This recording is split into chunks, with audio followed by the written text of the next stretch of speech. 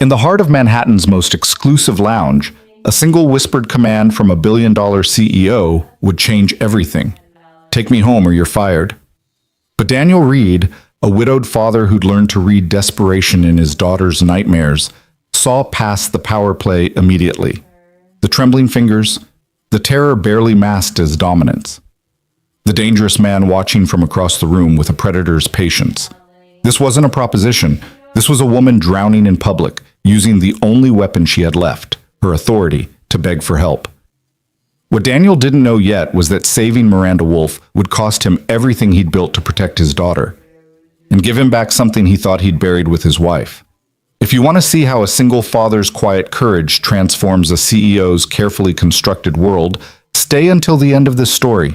And please hit that like button and comment with your city so I can see how far this story reaches across the globe. The fluorescent lights of Morrison & Lynch's accounting department had long since shut off for the weekend, leaving only the blue glow of Daniel Reed's monitor to illuminate the scattered evidence of his double life.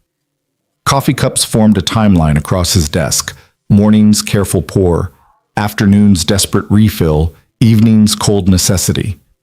His daughter Emma's crayon drawing hung crooked on his cubicle wall. 3 stick figures holding hands, one smaller than the others, one labeled Mommy, with a halo sketched above her head in purple. Daniel checked his watch, 8:47 p.m. The after-hours daycare closed at 9, and Mrs. Chen had already texted twice. He could see the message preview without unlocking his phone. Emma asking for you. 3 words that carried the weight of every promise he'd made at Rachel's funeral 18 months ago, when a drunk driver had turned his world into a before and after that his 5-year-old daughter still couldn't fully comprehend. His fingers moved across the keyboard with practiced efficiency, finishing the quarterly reconciliation that his supervisor had urgently needed by Monday morning. Never mind that Daniel had spent his lunch hour on a conference call about Emma's adjustment issues at kindergarten, or that he'd arrived at 6 a.m. to make up the time. In the corporate mathematics of Morrison & Lynch, dedication was measured in billable hours and face time, not in the quiet sacrifices of a single parent holding together what remained of his family. Still here, Reed? The voice sliced through his concentration. Marcus Webb, senior analyst and unofficial enforcer of the unwritten rules about ambition and availability. His suit probably cost more than Daniel's monthly rent in Queens. Just finishing the Techron portfolio, Daniel replied without looking up, saving his work with the muscle memory of someone who'd learned that computers crashed at the worst possible moments. Client dinner ran long? Marcus's tone carried the particular smugness of someone whose Friday nights involved expense accounts and cocktails, not daycare pickups and bedtime stories. Something like that. Daniel shut down his computer and grabbed his jacket, the same one he'd worn to Rachel's funeral, now with a small stain on the sleeve where Emma had wiped her hands after eating strawberries in the car. He could feel Marcus watching him, cataloging this moment for future reference. In the 18 months since Rachel's death, Daniel had learned to navigate the invisible currents of corporate judgment. The sympathetic looks had lasted perhaps 6 weeks. Then came the subtle shift. The missed happy hours became evidence of insufficient commitment. The early departures to handle Emma's doctor appointments transformed into whispered concerns about dedication. But Daniel had stopped caring about whispered concerns around the same time he'd learned to braid his daughter's hair from YouTube tutorials at 2 in the morning, her tiny body shaking from nightmares about car crashes and disappearing mothers. The elevator descended through Morrison & Lynch's 37 floors in silence. Daniel watched the numbers fall, each one marking another level of the corporate hierarchy he'd once been certain he'd climb. Regional analyst, senior analyst, director, vice president. The carefully plotted trajectory of a man who'd believed that hard work and talent were sufficient. That was before he'd learned the true cost of ambition. The night shifts Rachel had worked to support his MBA, the family dinners missed, the tiny erosions of time that could never be recovered. The elevator doors opened onto the lobby, all marble and chrome and the particular hush of expensive real estate. Daniel had exactly 11 minutes to catch the subway, retrieve Emma, and avoid Mrs. Chen's increasingly pointed observations about work-life balance. Then he saw Miranda Wolfe. She stood near the building's entrance, surrounded by a small constellation of executives in evening wear, her presence commanding attention in that effortless way of people accustomed to being the most powerful person in any room. CEO of Morrison & Lynch, architect of the firm's transformation from respected regional player to global powerhouse, and, according to Forbes, the youngest woman to ever helm a major financial services company. Daniel had seen her perhaps 3 times in the 2 years he'd worked here, always at a distance that maintained the proper separation between corporate royalty and the common workforce. Tonight, she wore a black dress that probably cost more than his car, her dark hair swept back to reveal features that belonged on magazine covers, which they frequently graced. But something was off. Daniel had spent 18 months reading his daughter's fears in the space between words, translating Emma's careful silences into the language of grief and adjustment. He'd developed an almost preternatural ability to sense distress beneath polished surfaces. Miranda Woolf was terrified. It showed in the too bright smile, the slight rigidity of her shoulders, the way her left hand gripped her clutch with white-knuckled intensity. The executives around her seemed oblivious, caught up in their Friday night momentum, already half drunk on proximity to power and whatever they'd consumed at dinner. But Daniel saw it clearly, a woman performing composure while something fundamental crumbled beneath. Then he saw what she was looking at. A man stood near the bar in Morrison & Lynch's street-level lounge, the semi-public space where deals were celebrated and clients were impressed. Tall, tailored, radiating the particular confidence of inherited wealth and unchallenged privilege. He wasn't looking directly at Miranda, but his attention was focused on her with the intensity of a predator who'd already selected his prey. Daniel recognized the type from his childhood in working-class Baltimore. Men who'd never heard the word no delivered in a way that made them believe it. The man raised his glass in Miranda's direction, a gesture that could have been mistaken for friendly acknowledgement by anyone who wasn't watching Miranda's reaction. Her smile faltered for just a fraction of a second, a crack in the armor that none of her companions seemed to notice. Daniel should have kept walking, should have pushed through the revolving doors and headed for the subway. Emma, the carefully constructed routine that kept his fractured world functioning. He had 8 minutes now, and Mrs. Chen's patience had limits. Instead, he found himself moving toward the lounge. He had no plan, no clear idea of what he was doing. Rachel used to tease him about this, his inability to ignore someone struggling, even when helping meant complicating his own life. "Your hero complex is going to get you in trouble one day," she'd said, laughing, not knowing that the one time she'd need saving, he'd been 300 miles away at a conference, too late to do anything but identify her body and explain to their daughter why mommy wasn't coming home. Daniel reached the edge of Miranda's group just as she turned toward him, her eyes meeting his with startling directness. Up close, he could see the calculation in her gaze, the rapid assessment of threat, utility, escape routes. Whatever she saw in his face made something shift in her expression. Daniel? His name from her lips stunned him. He'd assumed she wouldn't know it, that he existed far below the altitude where CEO awareness operated. "I was hoping you were still here." The executives around her fell silent, their attention swiveling to Daniel with various degrees of curiosity and confusion. Marcus Webb, who'd somehow materialized in the lounge, looked like he'd swallowed something sharp. "Ms. Woolf," Daniel managed, aware that he was still holding his worn jacket, that his tie was loosened, that he looked exactly like what he was. A tired single father, racing against daycare closing time. "Walk me out?" It was phrased as a question, but her eyes told a different story. She closed the distance between them in 3 steps, her hand settling on his arm with enough pressure to communicate urgency. "I've been monopolizing these gentlemen all evening. I'm sure they'd like to enjoy their Friday night." The dismissal was smooth, practiced, delivered with the kind of authority that made disagreement feel like insubordination. The executives murmured polite goodbyes, already fragmenting back toward the bar, toward weekend freedom. But the man who'd been watching, still watching, pushed off from his position with the languid movement of someone who had no intention of being dismissed. "Miranda." His voice carried across the lobby, smooth and cultured and edged with something Daniel's instincts immediately flagged as dangerous. "You're not leaving already? The night's just getting started." Miranda's fingers tightened on Daniel's arm. "Julian, I didn't realize you were here."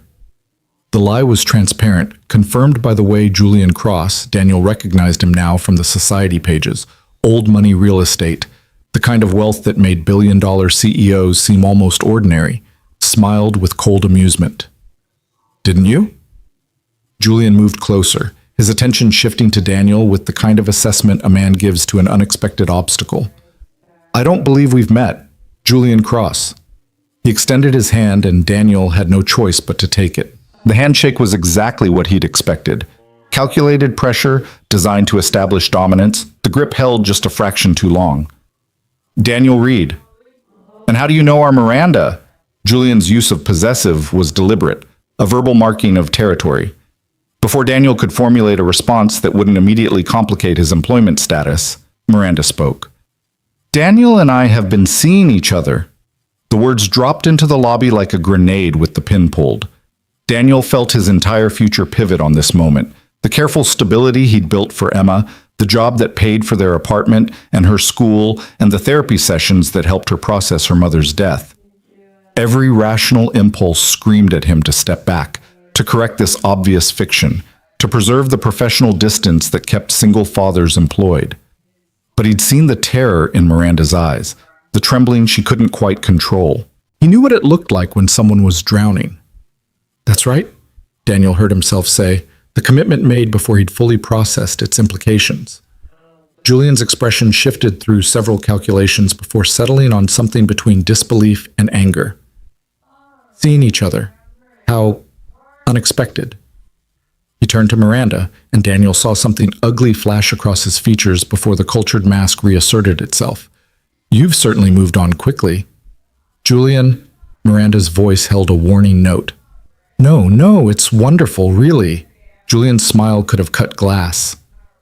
Though I'm surprised you didn't mention it at the Greenhouse Initiative dinner last week, or the Phillips Collection Gala, or any of the dozen other events where you've been, what's the phrase, focusing on your career? Daniel felt Miranda's hand trembling against his arm and made a decision. He'd spent 18 months learning to project calm in the face of his daughter's storms, to be the unshakable presence that made Emma feel safe enough to grieve. That skill translated. We've been keeping it private, Daniel said, his voice steady, given the professional complications. Professional complications. Julian repeated the phrase like he was tasting something bitter. You work for Morrison and Lynch? I'm an analyst here, yes. An analyst. The way Julian said it made the word sound like something scraped off a shoe. How egalitarian of you, Miranda, dating down the corporate ladder. Very progressive. The insult was expertly delivered, designed to cut at both of them while maintaining plausible deniability. Daniel had grown up with men like this. They'd been his classmates at Hopkins on scholarship, the legacy admissions who'd made sport of reminding him exactly where he ranked in the social hierarchy. Miranda's composure cracked just slightly. Julian, I don't think... Take me home. Miranda turned to Daniel, her voice dropping to something just above a whisper, but her eyes were desperate. Please, take me home, or... She stopped, seemed to catch herself, but the unspoken ending hung between them. Or you're fired. Daniel heard it clearly in the space between her words, saw it in the way her gaze held his. But he also saw what Julian couldn't, what the lingering executives at the bar wouldn't understand. This wasn't the ultimatum it sounded like. This was a woman using the only weapon she had, her authority, to beg for help. Of course, Daniel said quietly. Julian's mask slipped completely for just an instant, revealing something dark and possessive. Miranda, we need to talk about... There's nothing to talk about. Miranda's CEO voice returned, cold and final. Good night, Julian. She guided Daniel toward the exit with the kind of determined momentum that made pursuit awkward in a semi-public space. Julian watched them go, and Daniel could feel the weight of that gaze like a physical thing, full of threat and calculation and promises of future consequences. They made it through the revolving door and onto Fifth Avenue before Miranda's composure finally shattered. Her hand released his arm and went to her throat, and for a moment Daniel thought she might actually be sick on the pristine sidewalk. I'm sorry, she managed, her voice rough. I'm so sorry. I had no right to... Are you safe? Daniel asked, because that was the only question that mattered. Right now, are you safe? Miranda looked at him, really looked at him, and something in her face broke in a way that made her seem suddenly, startlingly human. I don't know. Daniel checked his watch. 9:02 p.m. He'd missed the daycare pickup. Mrs. Chen would be furious, and Emma would be the last child there, experiencing yet another small abandonment in a year defined by a massive one. The responsible choice, the father choice, was to call a car for Miranda and deal with his own crisis. Instead, he pulled out his phone and dialed Mrs. Chen's number. She answered on the first ring, her disapproval already evident in her tone. Mr. Reed, we close at 9. I know, Mrs. Chen, and I'm so sorry. There's an emergency at work. I can be there in 40 minutes. I'll pay the late fee, double, if necessary. A pause during which he could hear Emma's voice in the background asking if Daddy was coming. The sound nearly broke him. 1 hour, Mrs. Chen said finally. And Mr. Reed, this cannot keep happening. I know, thank you. He hung up and turned to Miranda, who was watching him with an expression he couldn't quite read. I have an hour to get you somewhere safe and get back to Queens to pick up my daughter. Where do you live? You have a daughter? It wasn't a question, but her tone carried surprise. I do, Emma. She's 5. And she's waiting for me because I just used my one favor with the daycare director to make sure you're okay. So I need you to tell me, where can you go that Julian Cross won't find you tonight? Miranda stared at him for a long moment, and Daniel watched her cycle through options, rejecting each one. The corporate apartment would have a doorman who could be charmed or bribed. Hotels would require credit cards that left trails.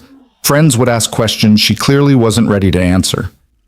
I don't know, she admitted finally, and the vulnerability in those 3 words was more shocking than anything that had happened in the lobby. Daniel thought of Emma, waiting, thought of the careful boundaries he'd maintained since Rachel's death, the deliberate simplicity of his life, thought of how completely this moment violated every reasonable principle of self-preservation. My apartment, he heard himself say. It's small, and there are toys everywhere, but it's in Queens, and nobody would think to look for you there. I can't ask you to. You didn't ask. I'm offering. 1 night until you figure out a real plan, and then I need to get my daughter and pretend like the CEO of my company isn't hiding out in my living room. A sound escaped Miranda that might have been a laugh, or might have been something closer to a sob. This is insane. Completely, Daniel agreed. But I don't think you have a lot of better options in the next 57 minutes. Miranda looked back at the building, where Julian Cross was probably still in the lounge, calculating his next move. Then she looked at Daniel, really looked at him, taking in the worn jacket, the tired eyes, the complete ordinariness of a man who had no business getting involved in whatever dangerous game she was playing. Okay, she said quietly. Okay, let's go. They caught a taxi because the subway would take too long and Daniel's car was parked at a garage near his apartment. Miranda gave the driver the address in Astoria, and they settled into the back seat with the careful distance of 2 people who just crossed a line neither of them fully understood. For the first 10 minutes, neither of them spoke. Daniel watched the city slide past the windows, Manhattan giving way to the bridge giving way to Queens, wealth and power diluting into the ordinary landscape of his actual life. He thought about what he'd just done, the spectacular stupidity of involving himself in whatever mess Miranda Wolfe had stumbled into. He thought about Emma and Mrs. Chen's warning and the very real possibility that he'd just destroyed his career and stability to help a woman he didn't actually know. Why did you help me? Miranda's voice cut through his spiraling thoughts. Daniel considered several diplomatic answers before settling on the truth. You look terrified, and I know what it's like to need help and not be able to ask for it properly. The way I asked wasn't proper at all. It was manipulative and unfair. It was desperate, Daniel corrected. There's a difference. Miranda was quiet for a moment. Julian is my ex-fiancé. We ended things 6 months ago, and he's been persistent about wanting me back. Persistent. Daniel kept his voice neutral, but he'd already cataloged the implications of that particular euphemism. He shows up at events, finds ways to manufacture conversations, makes it clear that he's watching, that he knows my schedule, where I'll be. Miranda's hands twisted in her lap. Tonight, he cornered me at dinner, insisted we needed to talk privately. I managed to avoid being alone with him, but then he followed us back to the building. Have you reported him? To who? The bitterness in her voice was sharp. Julian Cross's family owns half of Manhattan's historic properties. His mother sits on 3 boards with Morrison and Lynch's largest clients. A restraining order would become headline news, and the narrative would be that I'm the unstable woman who can't handle a breakup. It would undermine everything I've built. Daniel understood immediately. He'd seen it play out at smaller scales, the careful calculations women made about when to report harassment, how much professional capital they could afford to spend on being believed. For someone at Miranda's level, the stakes would be exponentially higher. So you've been handling it alone. I've been trying to make myself unavailable, accepting fewer public appearances, keeping my schedule unpredictable. But he always finds a way to be there. She looked at Daniel and he saw the exhaustion beneath her polished exterior. Tonight when I saw him at the bar, I needed him to see that I'd moved on, that whatever he thinks we had is over. And you picked me because I was convenient. I picked you because you were looking at me like you actually saw me, Miranda said quietly. Everyone else was too drunk or too intimidated to notice I was barely holding it together, but you saw it immediately. The taxi pulled up to Daniel's building, a modest 5-story walk-up that had probably been elegant in the 1950s and was now just affordable enough for a single father with careful budgeting. Miranda looked at it with something that might have been trepidation. Last chance to reconsider, Daniel said, paying the driver. I can have him take you somewhere else. Miranda looked at her phone, where several texts were presumably waiting. Julian's continued contact, the digital stalking that left no physical evidence but kept her constantly on edge. No, this is good. Thank you. They climbed to the 3rd floor, Daniel's legs moving on autopilot up the familiar stairs. At his door, he paused with his key in hand. Fair warning, it's not what you're used to. He pushed open the door to reveal his life in all its ordinary chaos. Emma's backpack by the entrance, tiny shoes scattered in the hallway. The living room that doubled as a play space, filled with the careful disorder of a childhood being lived, blocks and dolls and picture books forming small archaeological layers of his daughter's development. The couch was second-hand, the television modest. Photos covered one wall. Emma as a newborn. Emma's first birthday. Emma and Rachel at the beach 3 months before the accident. Miranda stepped inside and Daniel saw his home through her eyes. The careful poverty of it, the way he'd tried to make it warm and safe on a budget that wouldn't cover her dry cleaning bill. But when she turned to look at him, there was no judgment in her expression. It's lovely, she said, and sounded like she meant it. Daniel checked his watch. 23 minutes to get back to Queens, retrieve Emma, and somehow pretend that his world hadn't just tilted sideways.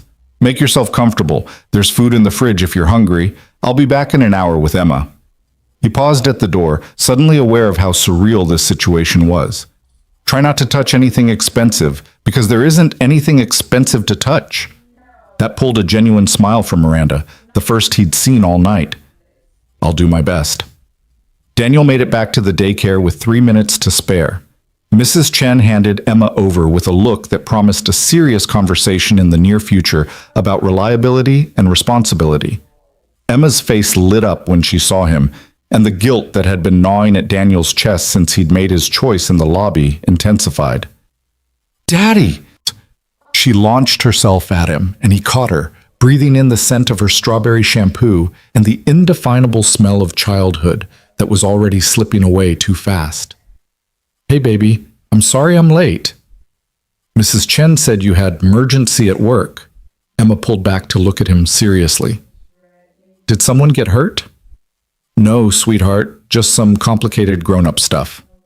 He set her down and took her hand, the small fingers gripping his with automatic trust that made his heart ache. Come on, let's go home. On the subway, Emma chattered about her day. A complicated story about playground politics involving a disputed swing and someone named Marcus who was mean but not all the time. Daniel listened with half his attention, the other half trying to figure out how to explain Miranda's presence to his 5-year-old daughter. There was no good explanation. No way to frame this that made sense without exposing Emma to complexities she was too young to understand. He'd always tried to be honest with her, especially after Rachel died. The therapist had been clear about not hiding grief, about letting Emma see that sadness was natural and healing was possible. But how did he explain that he'd brought home his CEO to protect her from a dangerous ex-fiancé without opening a conversation about adult relationships and threats that Emma didn't need in her world? They reached the apartment to find Miranda sitting on the floor of the living room, surrounded by Emma's picture books. She'd removed her heels and let down her hair, and the transformation was startling. She looked younger, less armored, almost approachable. Emma stopped in the doorway, her hand tightening on Daniel's. "Daddy? Who's that?" Miranda looked up, and Daniel watched her cycle through several possible responses before settling on simple honesty. "Hi, I'm Miranda. I work with your dad, and I needed a safe place to stay tonight. Is it okay if I'm here?" The question was asked to Emma directly, treating her like a person whose opinion mattered. Daniel saw his daughter process this, her natural wariness of strangers competing with the flattery of being consulted. "Did someone hurt you?" Emma asked, with the directness of children who'd learned that bad things happen to good people. "Someone scared me," Miranda said carefully, "and your dad helped me. He's very brave." Emma considered this, then walked over to Miranda and patted her hand with the automatic comfort of a child who understood fear.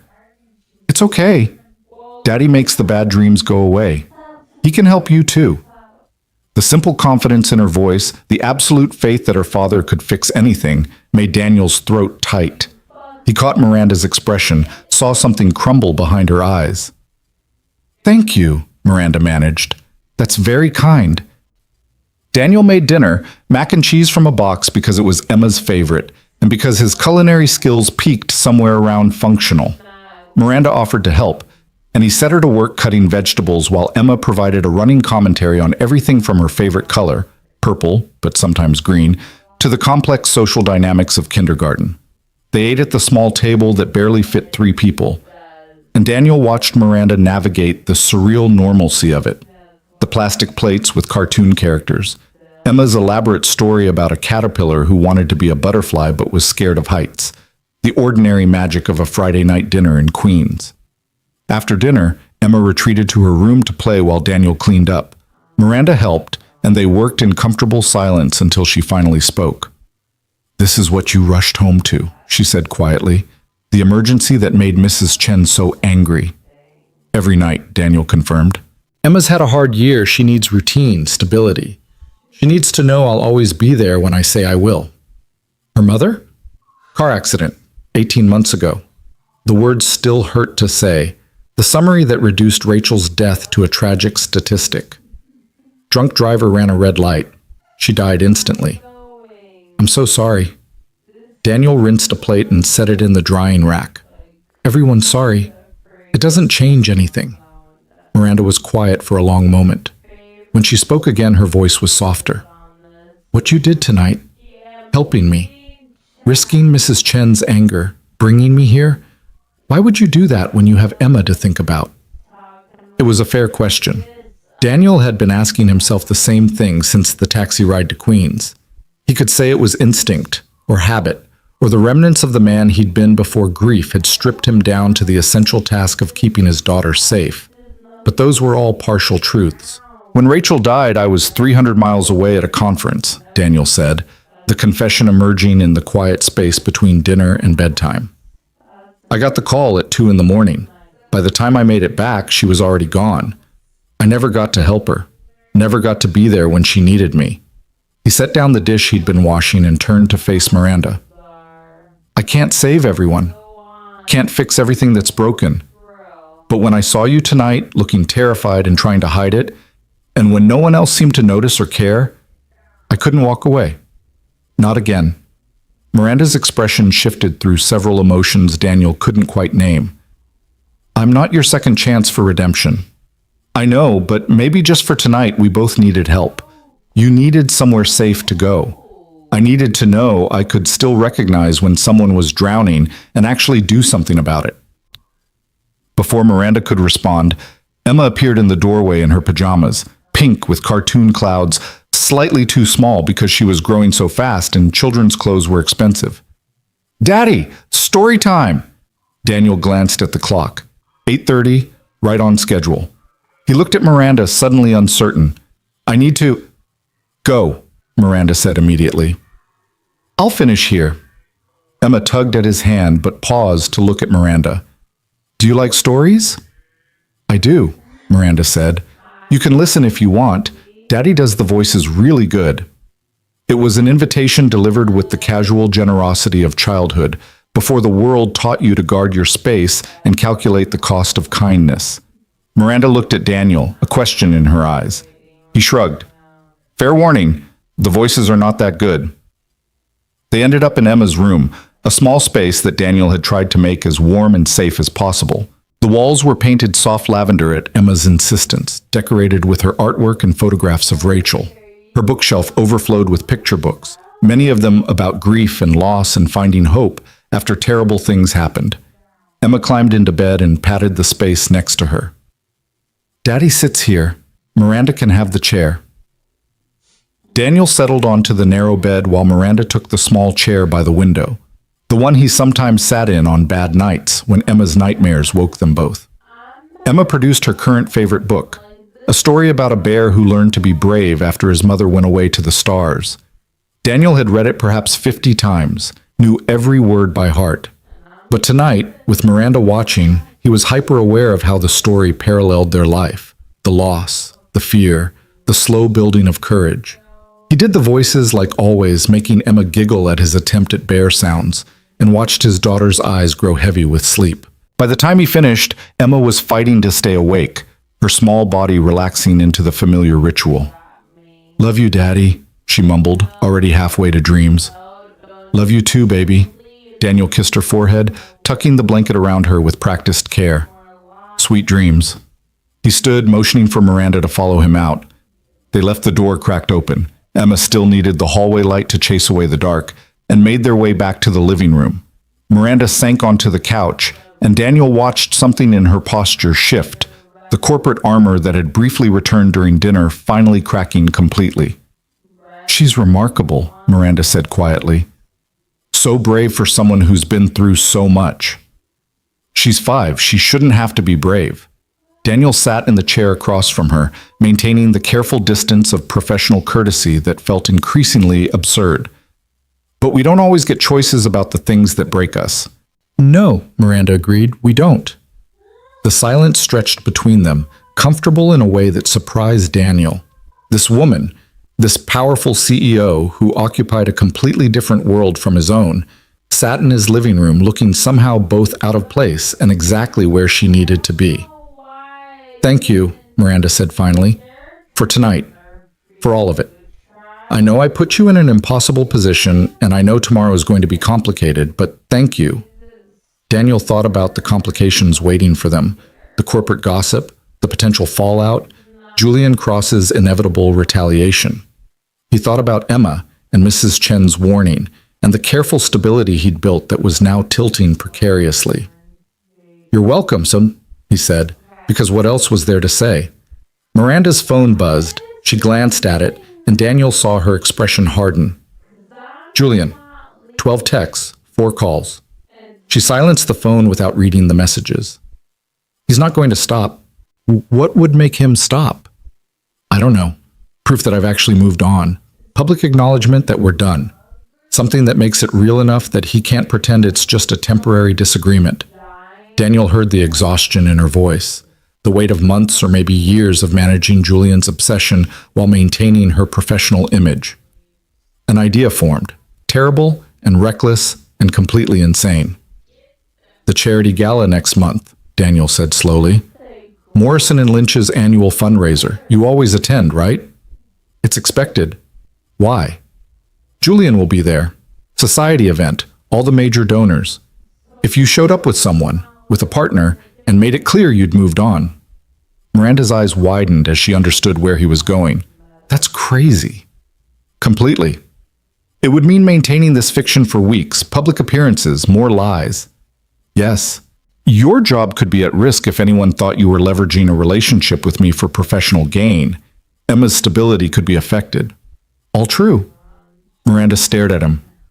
So why would you even suggest it? Daniel thought about his daughter's simple faith that he could make bad dreams go away. Thought about Rachel and the help he'd never been able to give her.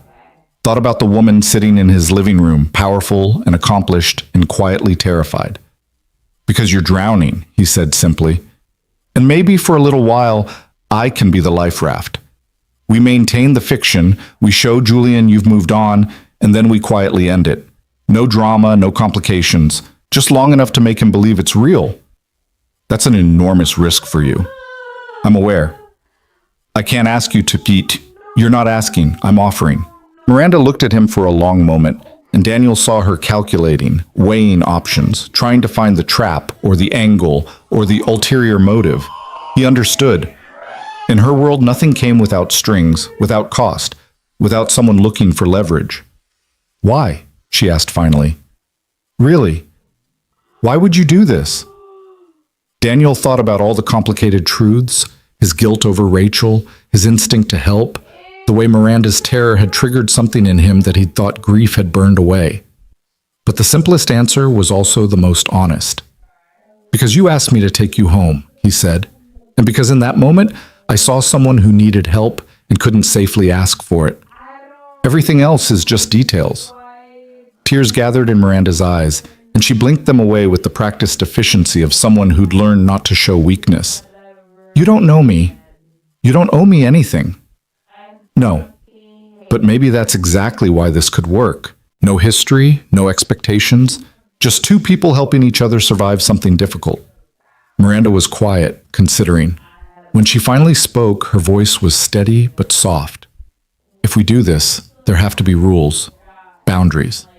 I won't risk your job or Emma's stability. The moment this becomes too complicated or starts affecting your daughter, we stop. Agreed. And we're honest with each other. No games, no manipulation. This is a mutual arrangement with a clear end date. Makes sense. And afterward, when it's done, we go back to being CEO and analyst. Professional distance, no lingering complications. Daniel nodded, even as something in him wondered if that kind of clean ending was actually possible. When do we start? There's a client dinner Tuesday night. Morrison and Lynch is hosting, and Julian's company is one of the invited firms. If you came as my guest, it would send the message. I'd need a better suit. That pulled a surprised laugh from Miranda, the sound startling in its genuine warmth. I'll have my assistant arrange it. Taylor, everything you need. Consider it part of the arrangement. They talked through logistics for another hour. Cover stories, public appearances, how to handle questions from colleagues and clients. It felt surreal, planning out a fake relationship with the clinical precision of a business deal. But beneath the practicalities, Daniel sensed something else. Two people creating a temporary alliance against the chaos of their respective lives. By the time they finished, it was past 11. Daniel set Miranda up in his room, the only space with a door that closed and a bed that wasn't child-sized. He'd take the couch, which wouldn't be the first time. Emma had nightmares often enough that he'd gotten used to sleeping in whatever location her 2 a.m. fears required. As he gathered blankets and tried to make the couch comfortable, Miranda stood in the doorway to his room, looking oddly vulnerable in her designer dress in his modest apartment. Daniel? He looked up. Yeah? I know I keep saying thank you, but I mean it. What you're doing, it's more than I had any right to ask. You didn't ask, Daniel reminded her gently. I offered. Miranda smiled, but her eyes were serious.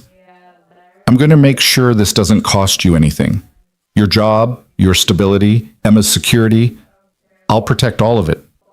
That's my promise. Okay. She disappeared into the bedroom, closing the door softly. Daniel settled onto the couch, his mind spinning with the magnitude of what he'd just agreed to. In the space of 3 hours, he'd gone from a single father grinding through a Friday night deadline to a man preparing to fake a relationship with his CEO to protect her from a dangerous ex-fiancé. Rachel would have called him crazy, would have pointed out all the ways this could explode, all the risks he was taking, but she'd also have understood. She'd loved his hero complex even when it frustrated her, had seen it as part of who he was at his core. Daniel closed his eyes, listening to the familiar sounds of his apartment, The hum of the refrigerator, the distant traffic, Emma's soft breathing from her room. Tomorrow he'd figure out how to explain Miranda's presence if Emma woke up early. Tomorrow he'd start navigating the impossible complexity of maintaining a fiction that needed to look real enough to convince Julian Cross while protecting the actual life he'd built for his daughter. But tonight, in the quiet hours between crisis and consequence, he let himself believe that maybe, just maybe, he could help both Miranda and himself find a way through their respective darkness. Even if the path was crooked and uncertain, even if the cost was yet to be calculated, even if the ending was already written to be temporary and clean. In his bedroom, Miranda Woolf lay in a stranger's bed in a borrowed space in Queens, and for the first time in months, she felt something that might have been safe. The man sleeping on the couch to protect her hadn't asked for anything, hadn't tried to leverage her vulnerability, hadn't looked at her like she was a problem to solve or a prize to win. He'd simply seen someone drowning and extended a hand. She thought about Tuesday's dinner, about facing Julian with Daniel beside her, thought about the risk this ordinary man was taking to help someone he barely knew, thought about his daughter's simple faith that her father could chase away bad dreams. And Miranda Woolf, CEO of Morrison & Lynch, woman who'd built an empire on calculated decisions and careful control, allowed herself to hope that maybe this impossible arrangement might actually work. That maybe, for just a little while, she could stop running and start standing still. That maybe the quiet courage of a single father was exactly the kind of strength she needed to finally break free. Outside, the city hummed with its endless energy, millions of lives intersecting and diverging in the complicated mathematics of human connection. And in a modest apartment in Queens, two people who should never have crossed paths began building something fragile and necessary from the raw materials of fear and trust, and the desperate hope that kindness could still matter in a world that often forgot its value. The night settled around them, uncertain and promising, full of risks they'd chosen and consequences they'd yet to discover. Saturday morning arrived with Emma's voice cutting through Daniel's uneasy sleep on the couch. "Daddy, why is the pretty lady sleeping in your bed?" Daniel's eyes snapped open to find his daughter standing inches from his face, her expression caught between curiosity and concern. Through the fog of too little sleep, he registered that Miranda's bedroom door stood open, and his daughter had apparently done some independent investigation. "Emma, we talked about knocking," Daniel said, sitting up and trying to organize his thoughts into something a 5-year-old could understand without launching into complicated adult territory. "I did knock," she said. "Come in." Emma climbed onto the couch beside him, her small body radiating the boundless energy of childhood mornings. "She's really pretty, Daddy, like a princess." Daniel heard movement from the bedroom and turned to see Miranda emerge, wearing one of his old Hopkins t-shirts that fell to mid-thigh, her hair loose around her shoulders. Without makeup and corporate armor, she looked younger, more vulnerable, and Daniel felt the sudden awkwardness of their situation settle over him like a weight. "Good morning," Miranda said, her voice still rough with sleep. "I hope I didn't overstep." Emma was very polite with her knocking. "It's fine." Daniel stood, aware that he was wearing the same clothes from last night, that he probably looked as rumpled as he felt. "Emma, why don't you go pick out your clothes for today? Remember, we're going to the park." Emma's face lit up, but she didn't immediately move. "Can Miranda come to the park?" The question hung in the air, simple and devastating in its innocence. Daniel opened his mouth to deflect, to explain that Miranda probably had important things to do, but Miranda spoke first. "I'd like that," she said quietly. "If it's okay with your dad." Emma looked at Daniel with such hope that he felt his carefully maintained boundaries crumbling. This was already too complicated, too real. They were supposed to be maintaining a fiction for public consumption, not weaving Miranda into the actual fabric of his life with Emma. But he couldn't explain that to his daughter without opening conversations about lies and arrangements and adult complications that had no place in her world. "Sure," he heard himself say. "Go get dressed, baby. Something warm. It's cold out." Emma scampered off, leaving Daniel and Miranda alone in the living room's morning light. The intimacy of the moment struck him. This woman in his apartment, wearing his clothes, about to spend the day with his daughter. Every rational alarm in his head was screaming about boundaries and professional distance and the careful separation he'd maintained between his work life and Emma's world. "I'm sorry," Miranda said immediately. "I should have said no. This is already too much, too fast." "It's okay." She would have asked questions if you'd suddenly disappeared. Daniel ran a hand through his hair, trying to shake off the disorientation of how quickly his life had shifted. "But Miranda, we need to be careful. Emma's been through enough. She doesn't need to get attached to someone who's only temporarily in our lives." The words came out harsher than he'd intended, and he saw Miranda flinch slightly, but she nodded, her expression understanding. "You're right. I'll keep it friendly but distant, just for today, and then I'll figure out my own living situation." They made breakfast together in the kind of awkward synchronization of people learning to navigate shared space. Miranda proved surprisingly capable with scrambled eggs, and Daniel handled toast and orange juice, while Emma provided a running commentary on her stuffed animal's complex social hierarchy. The domesticity of it felt surreal. His CEO standing at his stove, his daughter chattering about playground politics, Saturday morning stretching out with possibility instead of the usual structured routine. After breakfast, while Emma brushed her teeth, Miranda borrowed Daniel's phone to check her messages. Her expression darkened as she scrolled, and Daniel saw her jaw tighten with suppressed anger. "Julian?" he asked quietly.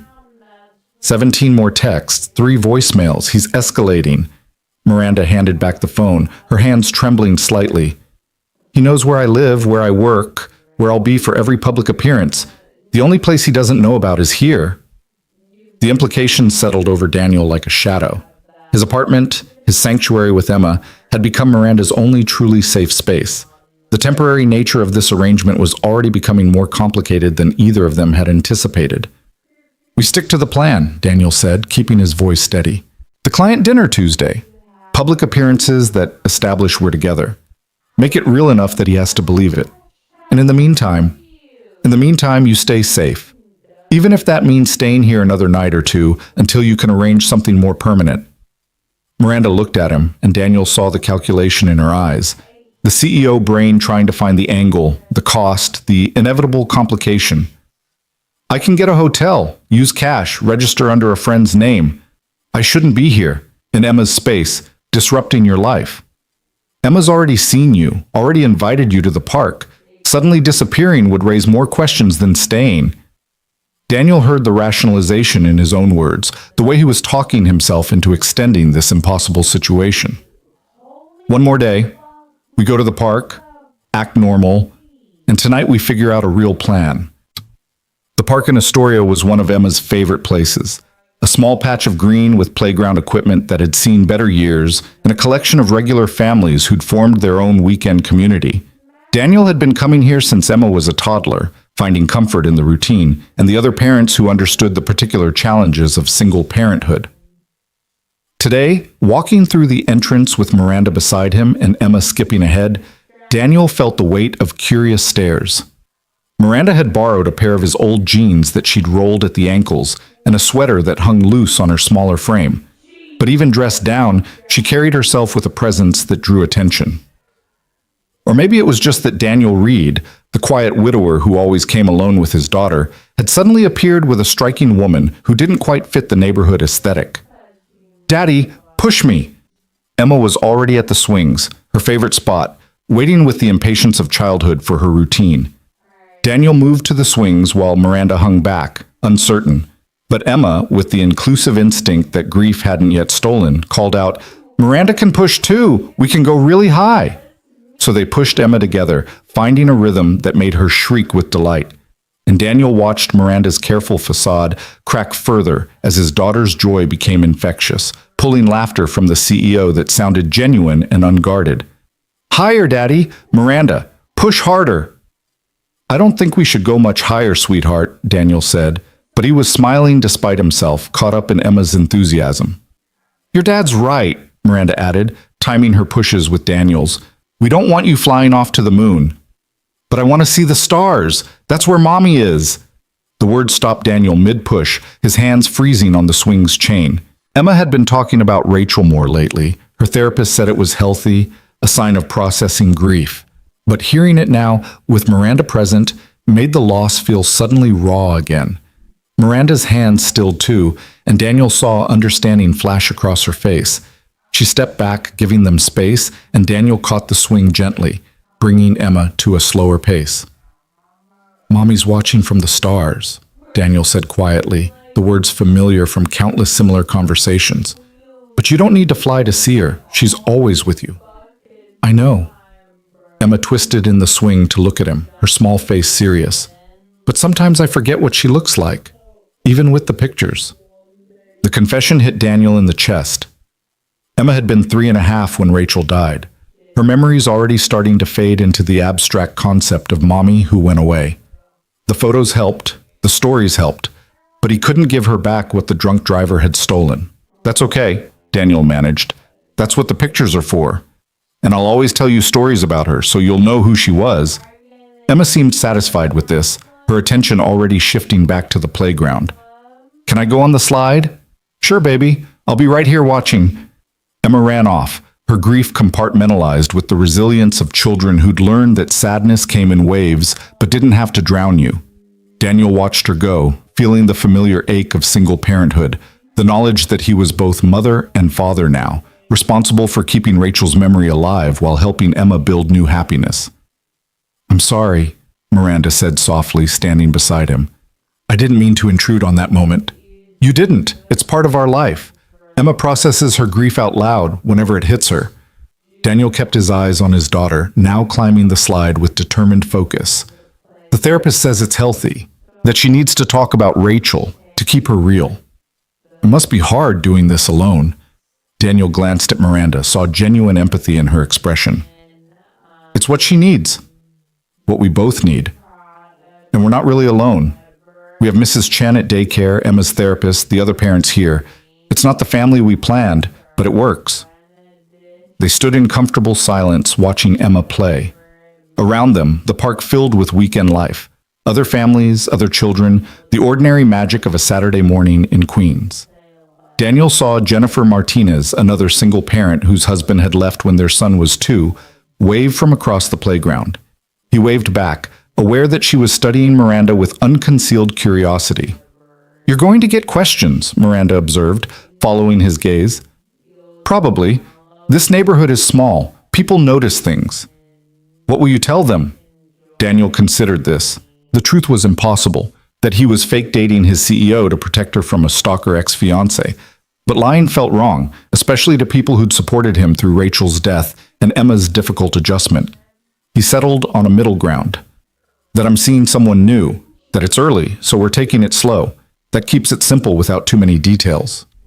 Miranda nodded, but something flickered across her face that Daniel couldn't quite read. "Right, simple." Emma returned, breathless and flushed from running. "Daddy, I'm hungry." "Already? We just had breakfast. That was forever ago." Emma grabbed his hand, then reached for Miranda's, linking the three of them together with the unconscious ease of a child who didn't yet understand the complexity of adult relationships. "Can we get ice cream?"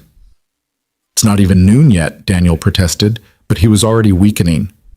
Emma's joy was hard to deny, especially when it came in moments like this, uncomplicated and bright. "Please? Miranda wants ice cream too, I can tell." Miranda looked at Daniel, a question in her eyes.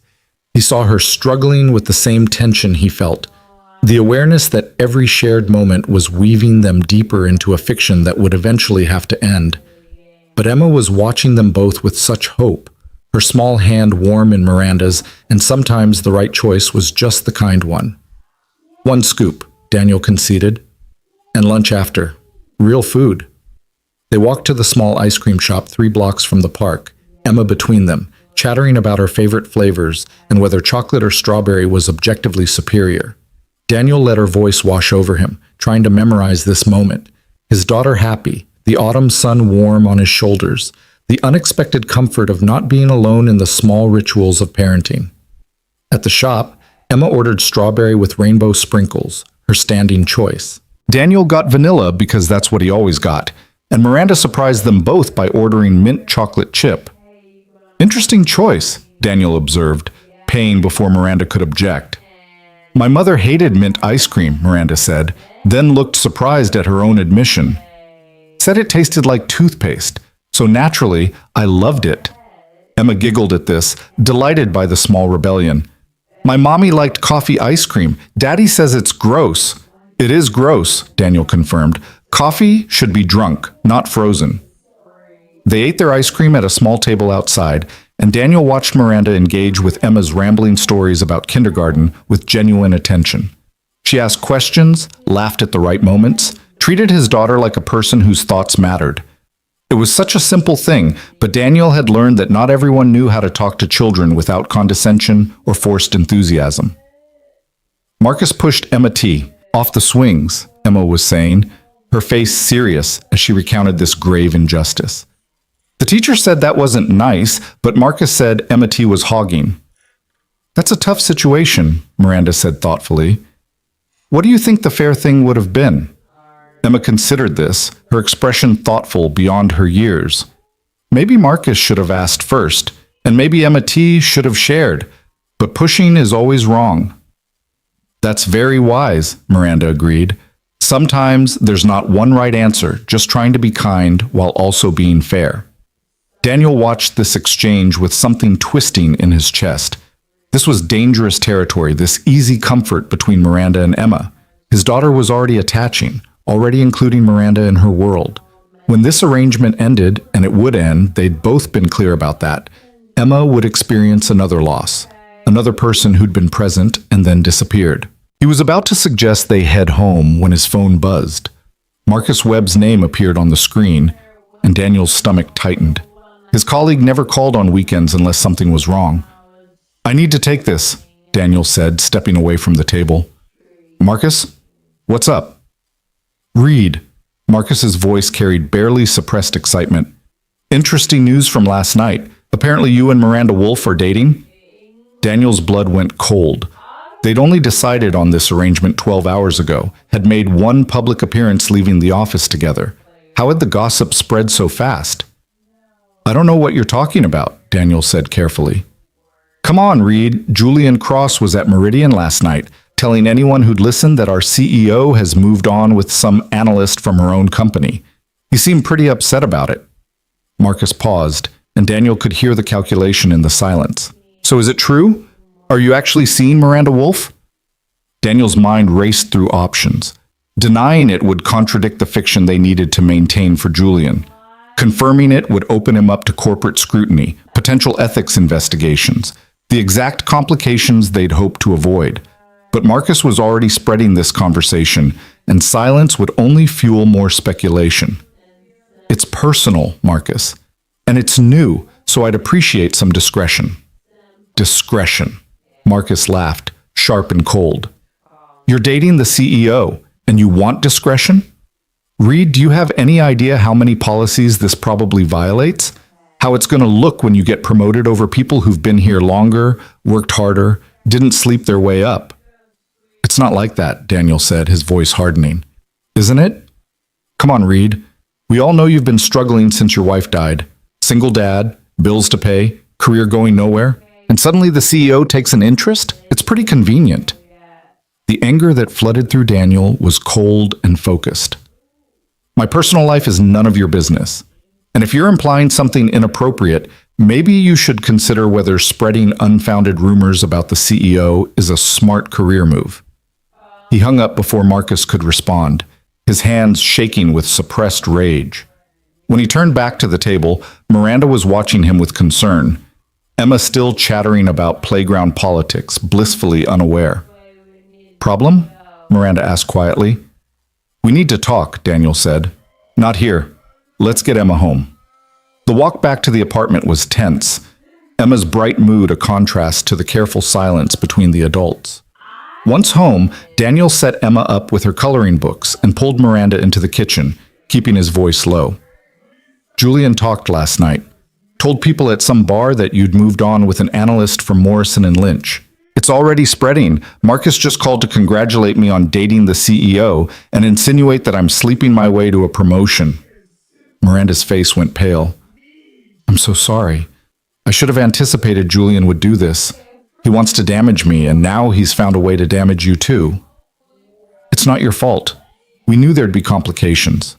Daniel leaned against the counter, trying to think through the implications.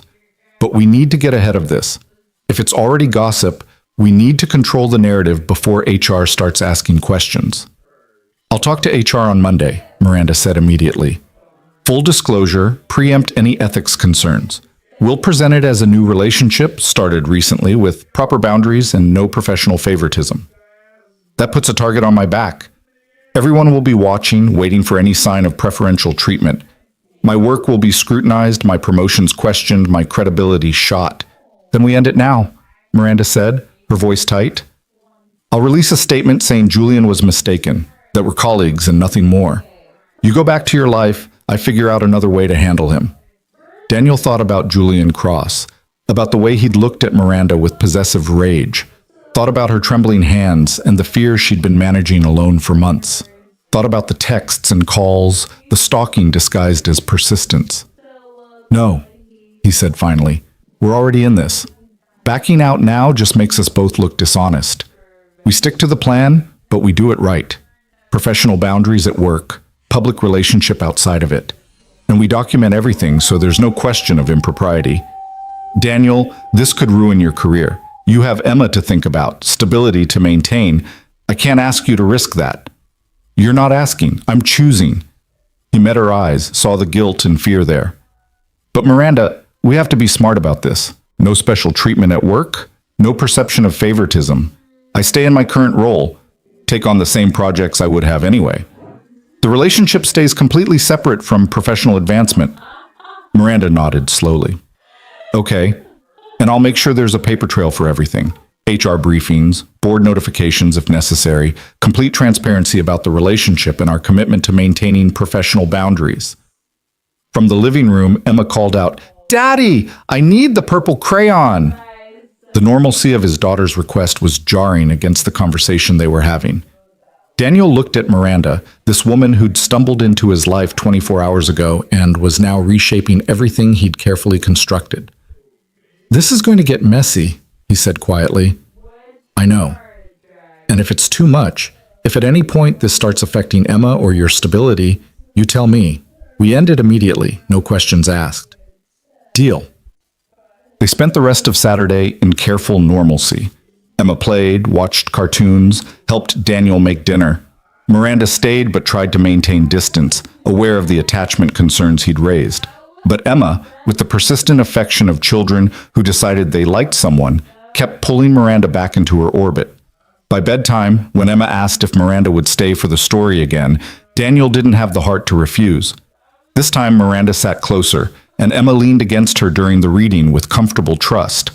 Daniel watched them, his daughter and this woman who was supposed to be temporary, and felt something shift in his chest that had nothing to do with their arrangement. After Emma fell asleep, Daniel and Miranda returned to the living room. The television played quietly, some forgettable movie neither of them was watching. The couch felt smaller with both of them on it, maintaining careful space while the day's intimacy lingered between them. She's getting attached, Daniel said quietly. To you. I know, I'm trying to be careful, but she's very persuasive. She is, Daniel smiled despite the concern gnawing at him. Rachel used to say Emma could talk her way out of anything with those big eyes and that serious voice. Tell me about Rachel, Miranda said, and the request surprised him. If you want to. I keep feeling like I'm intruding on her memory, being here in your home, with Emma. But I don't actually know anything about her. Daniel was quiet for a long moment, organizing thoughts he usually kept carefully contained. She was a labor and delivery nurse. That's how we met. I was visiting a friend who'd just had a baby, and Rachel was the one who brought her in, talking about skin-to-skin contact and the importance of those first hours. She was passionate about her work, about helping new mothers feel confident and supported. The memories came easier than he'd expected, maybe because it had been so long since anyone had asked. She wanted to be a midwife, was taking classes for it, but then Emma came along earlier than we'd planned, and we decided she'd wait until our daughter was older. There'd be time, we thought, except there wasn't. I'm sorry, Miranda said softly. Everyone says that, and I know they mean it, but sorry doesn't change the fact that she's gone, that Emma's growing up without her mother. that I'm fumbling through parenthood alone trying to be enough for a daughter who deserves both parents. You're doing an incredible job. Emma is happy, well-adjusted, loved. That's not fumbling. Daniel looked at Miranda, saw the sincerity in her expression. Most days I feel like I'm barely holding it together. The daycare pickups I miss, the bedtime routines I mess up, the questions about her mom that I can't answer properly because I wasn't there. I'm just trying not to break anything else. You're enough, Miranda said, and the certainty in her voice surprised him. Emma knows she's loved. That's the foundation everything else builds on. They sat in the comfortable silence of people learning to be honest with each other. The movie ended, another started, and neither of them moved to change the channel. What about you? Daniel asked eventually. What's your story with Julian? Miranda's expression shuddered slightly, old defenses rising, but then she seemed to make a decision, letting the walls drop. We met at a charity function 3 years ago. He was charming, cultured, from the kind of family that opens doors in business and society. Dating him made sense. We moved in the same circles, understood the demands of high-profile careers, complemented each other professionally. But I didn't love him. I appreciated him, enjoyed his company, thought that was enough for a partnership. He proposed at another charity gala, very public, very orchestrated. I said yes because it seemed like the logical next step. And because saying no in front of 500 people felt impossible. Daniel heard the regret in her voice. What changed? I did. Or maybe I finally admitted what I'd always known, that I was building a life based on what looked right instead of what felt right. I broke it off 6 months ago, tried to do it privately and respectfully. But Julian doesn't handle rejection well. He's used to getting what he wants, and apparently what he wants is me, whether I agree or not. So he's been stalking you. Showing up at events, texting, calling, making sure I know he's watching, never crossing the line into something I could report without looking unstable or vindictive. Just persistent enough to make me feel hunted. The frustration in her voice was palpable. Daniel understood the trap. The way people like Julian operated in the spaces between legal consequences, using social pressure and reputation management as weapons. And last night, seeing you with me probably made it worse, Daniel said. Probably. Julian doesn't like being shown up, especially publicly. But maybe that's what it takes to make him finally accept it's over. Miranda looked at Daniel, vulnerability clear in her expression. I'm sorry you got pulled into this. Into my mess. I pulled myself in, Daniel corrected. And maybe we both needed this. You needed safety. I needed... He trailed off, not sure how to articulate what he'd needed. I needed to know I could still help someone, that I wasn't so lost in survival mode that I'd stopped seeing when people were drowning. You're a good man, Daniel Reed. The words settled between them, weighted with meaning neither of them was ready to fully examine. Daniel felt the space on the couch between them like a physical thing, awareness shifting into something more complicated than their carefully outlined arrangement. I should let you sleep, Miranda said, standing. You've got Emma duty tomorrow, and I've already disrupted enough of your weekend. It's okay. She likes you. She likes everyone. She's 5 and hasn't learned to guard her heart yet. The observation stung because it was true. Emma gave her affection freely, trusted easily, believed that people who came into her life would stay. The divorce rate among Daniel's fellow parents at the park was high enough that he'd seen the damage when children learned that love could be temporary. Just be careful with her, Daniel said quietly. When this ends, I'll explain it to her somehow. But she's already lost so much. I can't let her lose anyone else she's started to care about. Miranda's expression softened with understanding. I'll be careful. I promise. She disappeared into the bedroom, and Daniel settled onto the couch, with his blanket and the weight of choices made and complications yet to unfold. Through the thin walls, he could hear Emma's soft breathing, the familiar soundtrack of his daughter sleeping safely. Everything he did, every risk he took, had to be measured against that sound. The proof that she was okay, that he hadn't broken the one thing he'd promised Rachel he'd protect. But as he drifted towards sleep, Daniel couldn't shake the image of Miranda reading to Emma, the way his daughter had leaned against her with such trust. Couldn't stop thinking about the conversation in the kitchen, the vulnerability behind Miranda's polished exterior. couldn't ignore the fact that this arrangement, this temporary fiction, was starting to feel dangerously real. Sunday morning brought complications before breakfast. Daniel woke to find Emma already up, sitting at the kitchen table with Miranda, both of them coloring in Emma's Disney princess book. The scene was domestic and perfect and completely unsustainable. "Morning, Daddy." Emma looked up, her face bright with uncomplicated joy. "Miranda makes really good pancakes. She put chocolate chips in them." Daniel looked at the stack of pancakes on the counter, perfectly golden, and felt the careful boundaries he'd tried to maintain crumbling further. "I thought we were having cereal today." "Miranda said pancakes are better for Sundays," Emma reported, returning to her coloring with renewed focus. Daniel met Miranda's eyes across the kitchen, saw apology and something else, a hesitant hope that maybe she was doing something right. And despite every rational reason to maintain distance, Daniel found himself smiling. "Pancakes it is," he said, pouring coffee and trying not to think about how easily this could become habit, how dangerous it was to let Emma see this as normal, how much harder it would be to explain when Miranda inevitably had to leave their lives. But for now, on a Sunday morning in Queens with chocolate chip pancakes and his daughter's laughter filling the apartment, Daniel let himself pretend that maybe, just maybe, this complicated fiction could hold together long enough to protect everyone involved. He just hoped the cost wouldn't be more than any of them could afford to pay. The chocolate chip pancakes turned out to be just the beginning of Sunday's complications. By noon, Miranda had helped Emma build an elaborate blanket fort in the living room, complete with fairy lights that Daniel didn't even know he owned, and by 2 o'clock, his daughter was calling her Rhonda, with the kind of casual affection that made Daniel's chest tight with worry. He was folding laundry in the bedroom when Miranda found him, her expression troubled. "We need to talk about Tuesday." Tuesday. The client dinner. Their first public appearance as a couple in front of Morrison and Lynch's executives and Julian Cross. Daniel set down the small pink shirt he'd been folding, one of Emma's favorites, with a unicorn on the front, and gave Miranda his full attention. "What about it?" "I got an email from Julian this morning. He's bringing a date."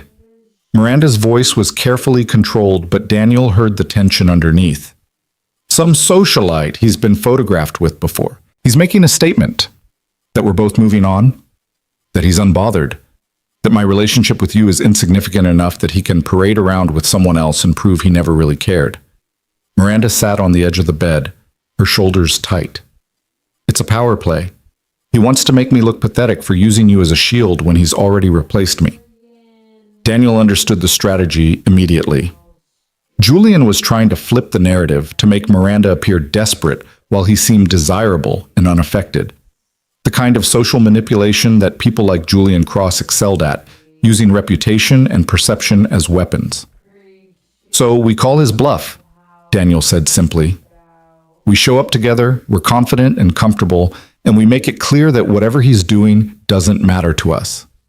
"Daniel, you don't understand the world you're stepping into. These people are sharks. They'll be analyzing every interaction, looking for cracks, spreading gossip that could destroy both our careers. And you'll be walking in as the analyst who's dating his CEO, which already makes you a target." "I know." Daniel folded another of Emma's shirts, the domestic task grounding him against the anxiety trying to creep in. "But backing out now just confirms Julian's narrative. We're already committed. All we can do is be convincing enough that people believe it." Miranda was quiet for a moment, watching him fold laundry with the mechanical precision of single parenthood. "You're calmer about this than I expected." "I'm terrified," Daniel admitted. "But I learned something when Rachel died. You can't control what other people think or say or believe. You can only control how you show up. So Tuesday night, I'll show up as your partner. Everything else is just noise."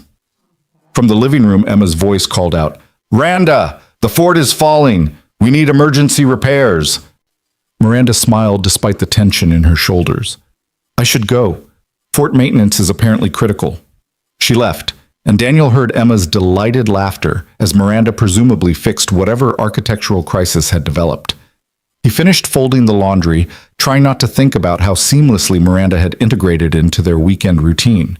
How Emma had stopped asking when Miranda was leaving and started assuming she'd be there for meals and playtime and bedtime stories.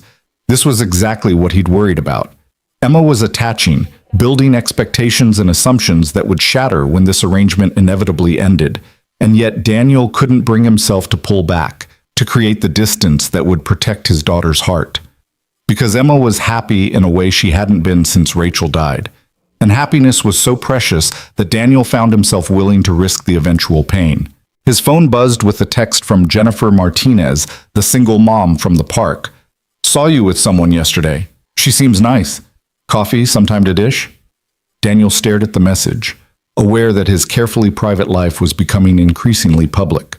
Jennifer meant well, but coffee would lead to questions he couldn't fully answer, observations that might reveal the cracks in his and Miranda's fiction.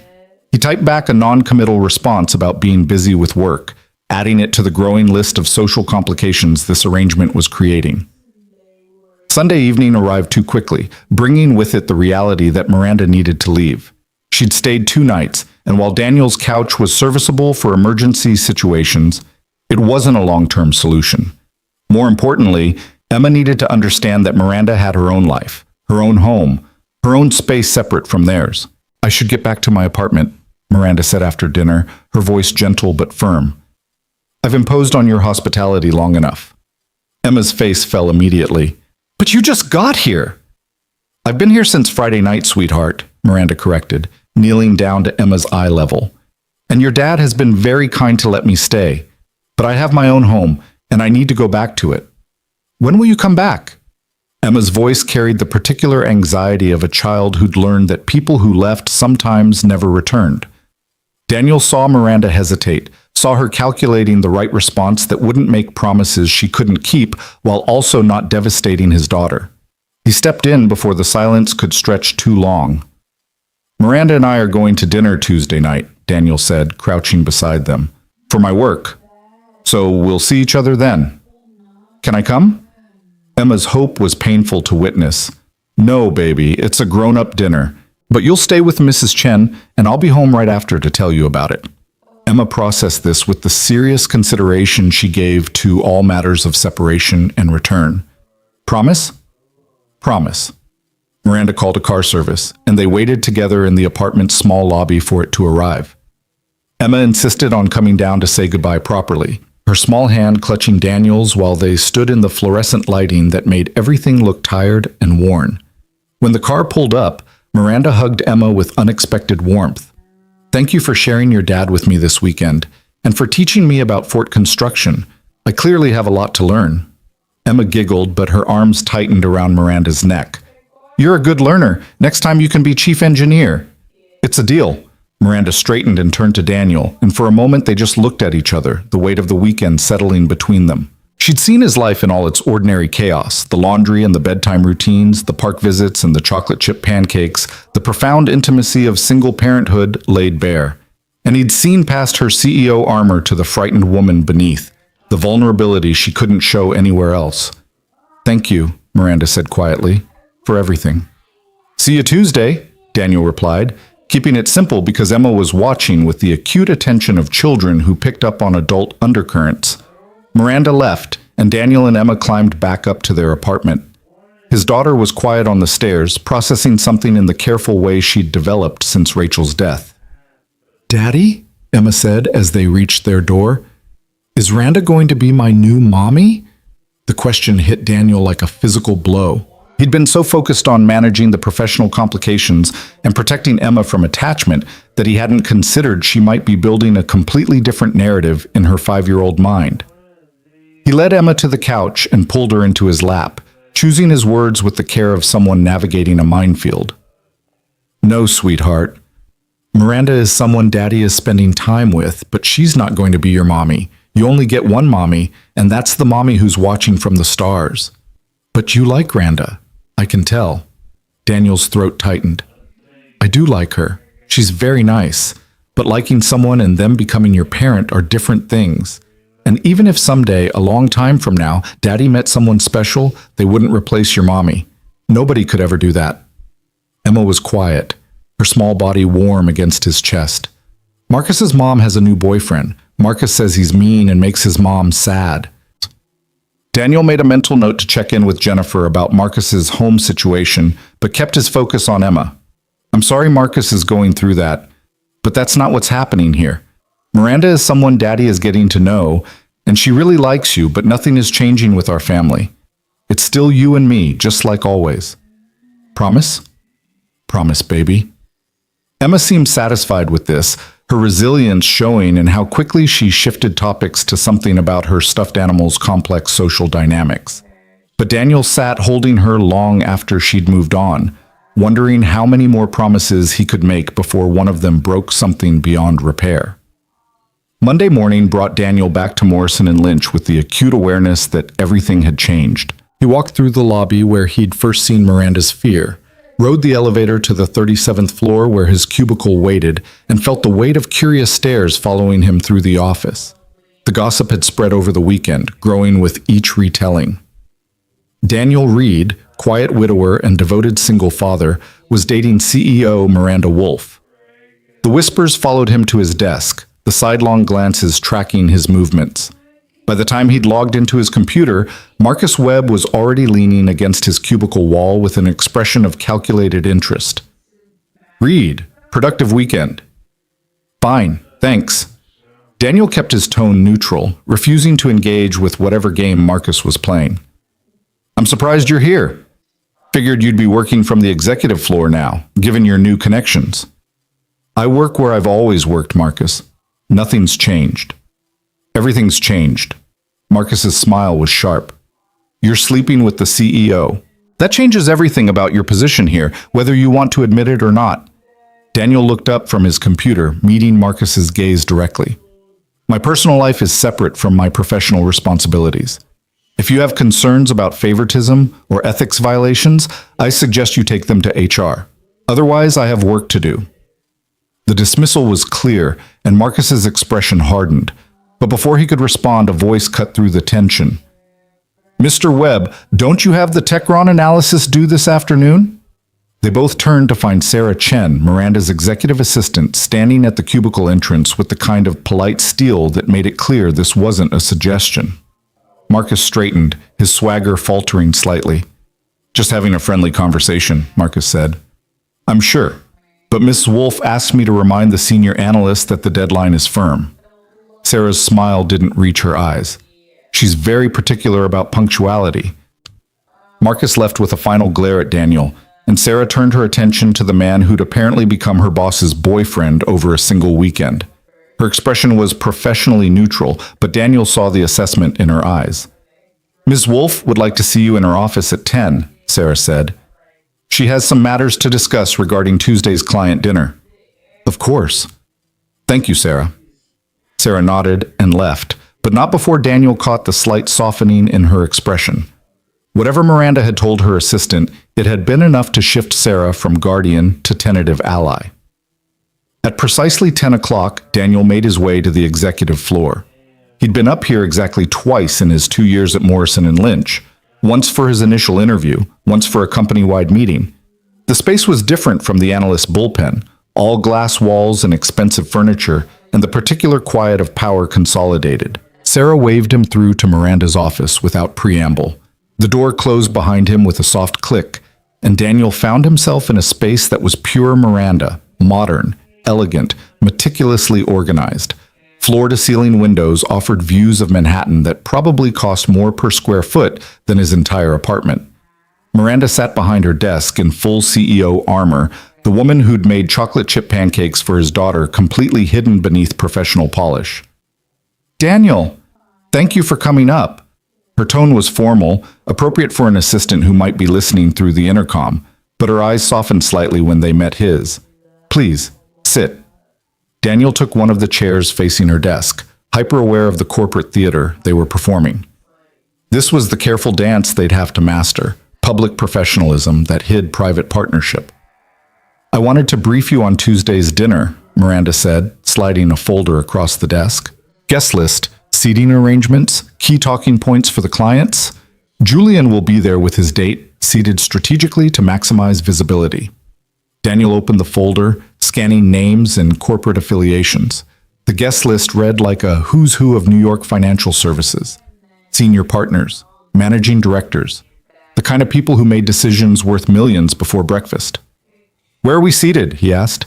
Together, obviously, but I've placed us with Sandra Kim from First Harbor Capital and her husband. Sandra's been a client for 5 years, knows me well enough to ask pointed questions, but professionally enough not to make a scene. Miranda's expression was carefully controlled. She'll be our first real test. If we can convince Sandra we're genuinely together, we can convince anyone. What does she know about your history with Julian? Enough to be suspicious of sudden new relationships. She watched me get engaged to Julian at a similar event. Will remember that I presented it as a careful business partnership more than a love match. Miranda's fingers drummed once against her desk before she stilled them. She'll be looking for authenticity, for signs that this is different. Daniel thought about the weekend, about Emma's easy affection and the chocolate chip pancakes, and the way Miranda had looked reading bedtime stories in his modest apartment. Then we give her authenticity, within reason. Which means we don't perform grand romance. We show up comfortable with each other, like two people who've been quietly spending time together and are navigating going public. Occasional touches, inside jokes that feel organic, the small intimacies that develop when people are actually getting to know each other. Miranda studied him with something that might have been surprise. You've thought about this.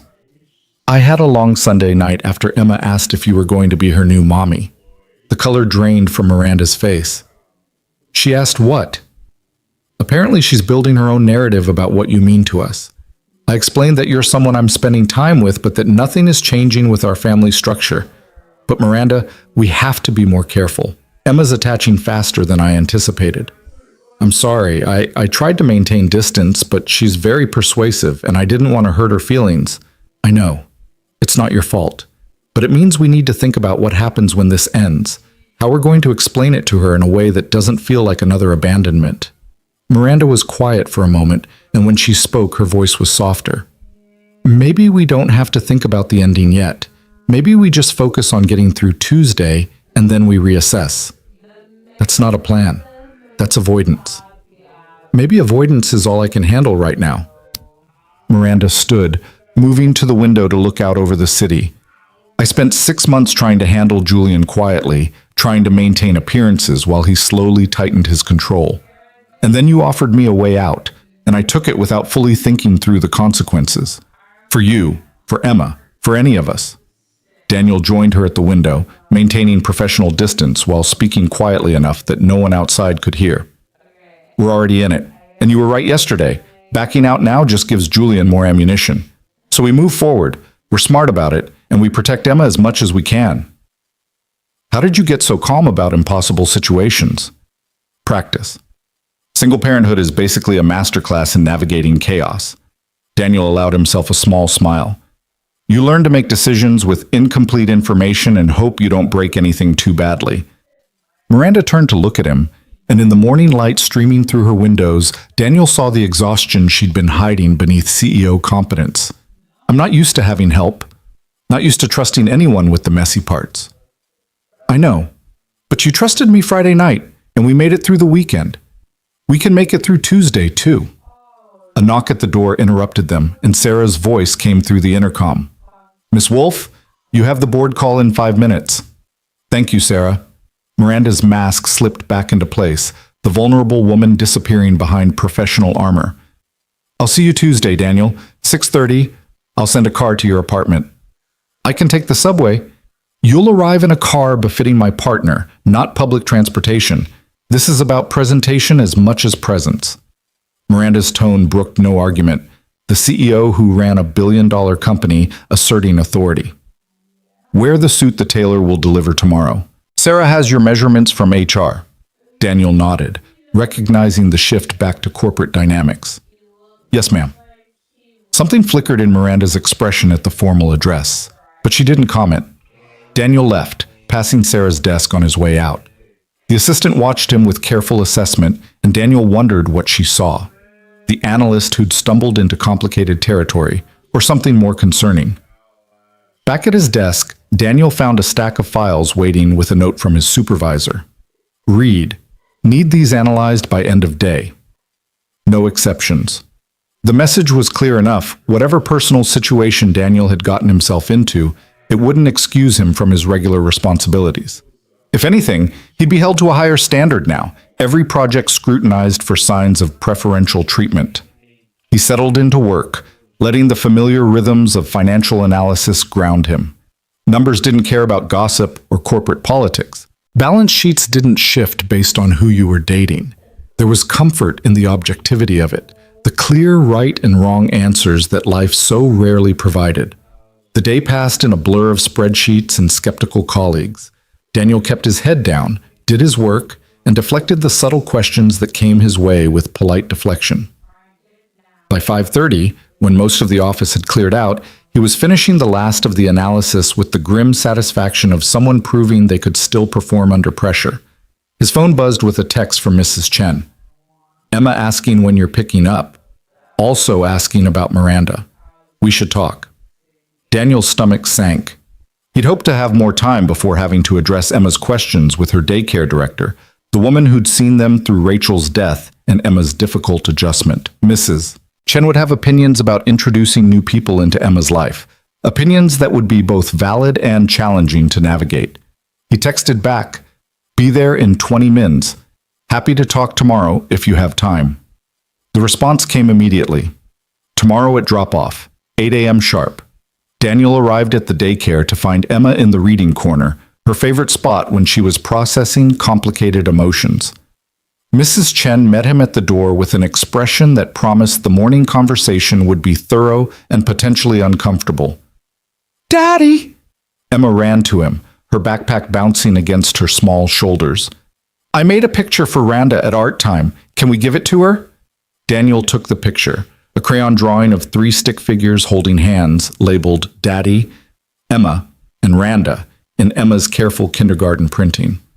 His heart sank at the evidence of how deeply Miranda had already embedded herself in his daughter's imagination. "That's beautiful, baby. We'll save it for the next time we see Miranda, okay? When's that? Tomorrow?" "Not tomorrow.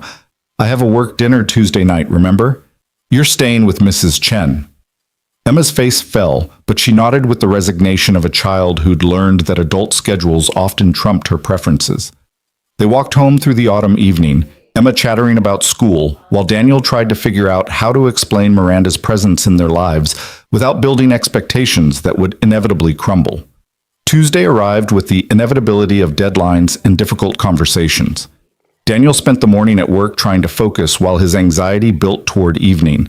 The suit arrived at noon, delivered by courier to Morrison and Lynch's mailroom. Charcoal gray, impeccably tailored, probably worth more than Daniel's monthly rent. The accompanying note from Sarah was brief. "Ms. Wolf requests you change in the executive washroom, 6th floor, code 4782. Car will collect you at 6:15 from the main entrance."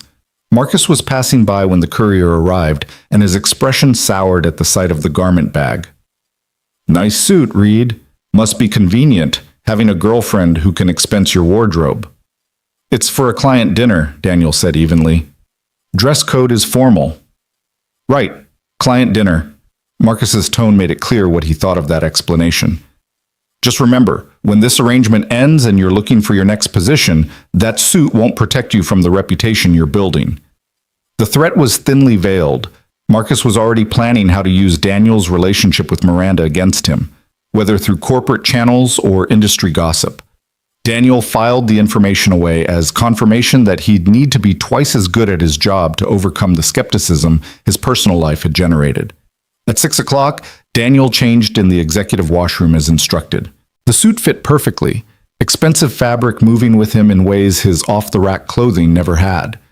He looked at himself in the mirror and barely recognized the man staring back. Polished, professional, someone who might actually belong at a high-stakes client dinner with New York's financial elite. His phone buzzed with a text from Miranda. "Car's waiting. See you soon." The town car that collected him was sleek and dark, the kind of vehicle that whispered wealth without shouting it. The driver opened the door without comment, and Daniel slid into leather seats that probably cost more than his couch. His phone buzzed again, this time from Mrs. Chen confirming that Emma was settled in for the evening. The mundane reminder of his actual life felt jarring against the luxury surrounding him. They drove to Miranda's building in the Upper East Side, the kind of address that showed up in architectural magazines and celebrity real estate sections. The doorman greeted the car with professional warmth, and Daniel was escorted through a lobby that looked like a museum to an elevator that required a key card for the penthouse floors. Miranda's apartment was everything Daniel had expected, and nothing he was prepared for. Sprawling space, floor-to-ceiling windows, artwork that was probably original and certainly expensive. She stood in the living room in a deep blue dress that managed to be both elegant and understated, her hair swept up to reveal the graceful line of her neck. "You look terrified," Miranda observed, crossing to where he stood frozen in her entryway. "Your apartment is bigger than my entire building." "It's also emptier." Miranda gestured to the pristine space, beautiful and cold in its perfection. No crayon drawings on the walls, no blanket forts in the living room, no chocolate chip pancake negotiations at breakfast. The observation surprised Daniel, the hint of loneliness beneath Miranda's polished exterior. Before he could respond, she continued, "We should go. The reservation is for 7, and Sandra Kim is always punctual." The restaurant was exactly the kind of place Daniel had expected. Discreet entrance, hushed interior, the kind of service that anticipated needs before they were voiced. A man in an expensive suit stood as they entered the private dining room, and Daniel recognized Julian Cross immediately from the society pages and Miranda's descriptions. He was everything Daniel wasn't, tall where Daniel was average height, refined where Daniel was ordinary, radiating the particular confidence of someone who'd never questioned his place at any table.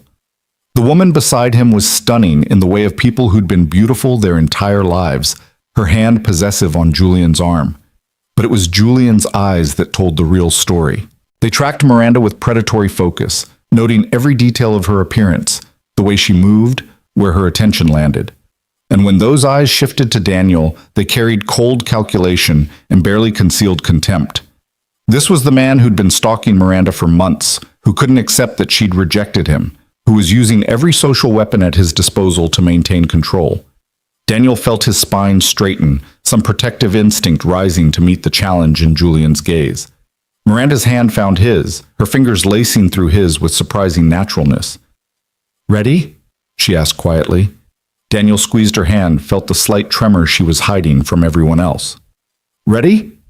They walked into the dining room together, and Daniel felt the weight of every gaze that tracked their entrance. Sandra Kim watched with sharp interest from across the room.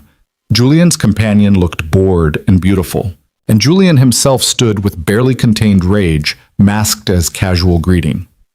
"Miranda," Julian said, his voice smooth and cultured, "how wonderful to see you.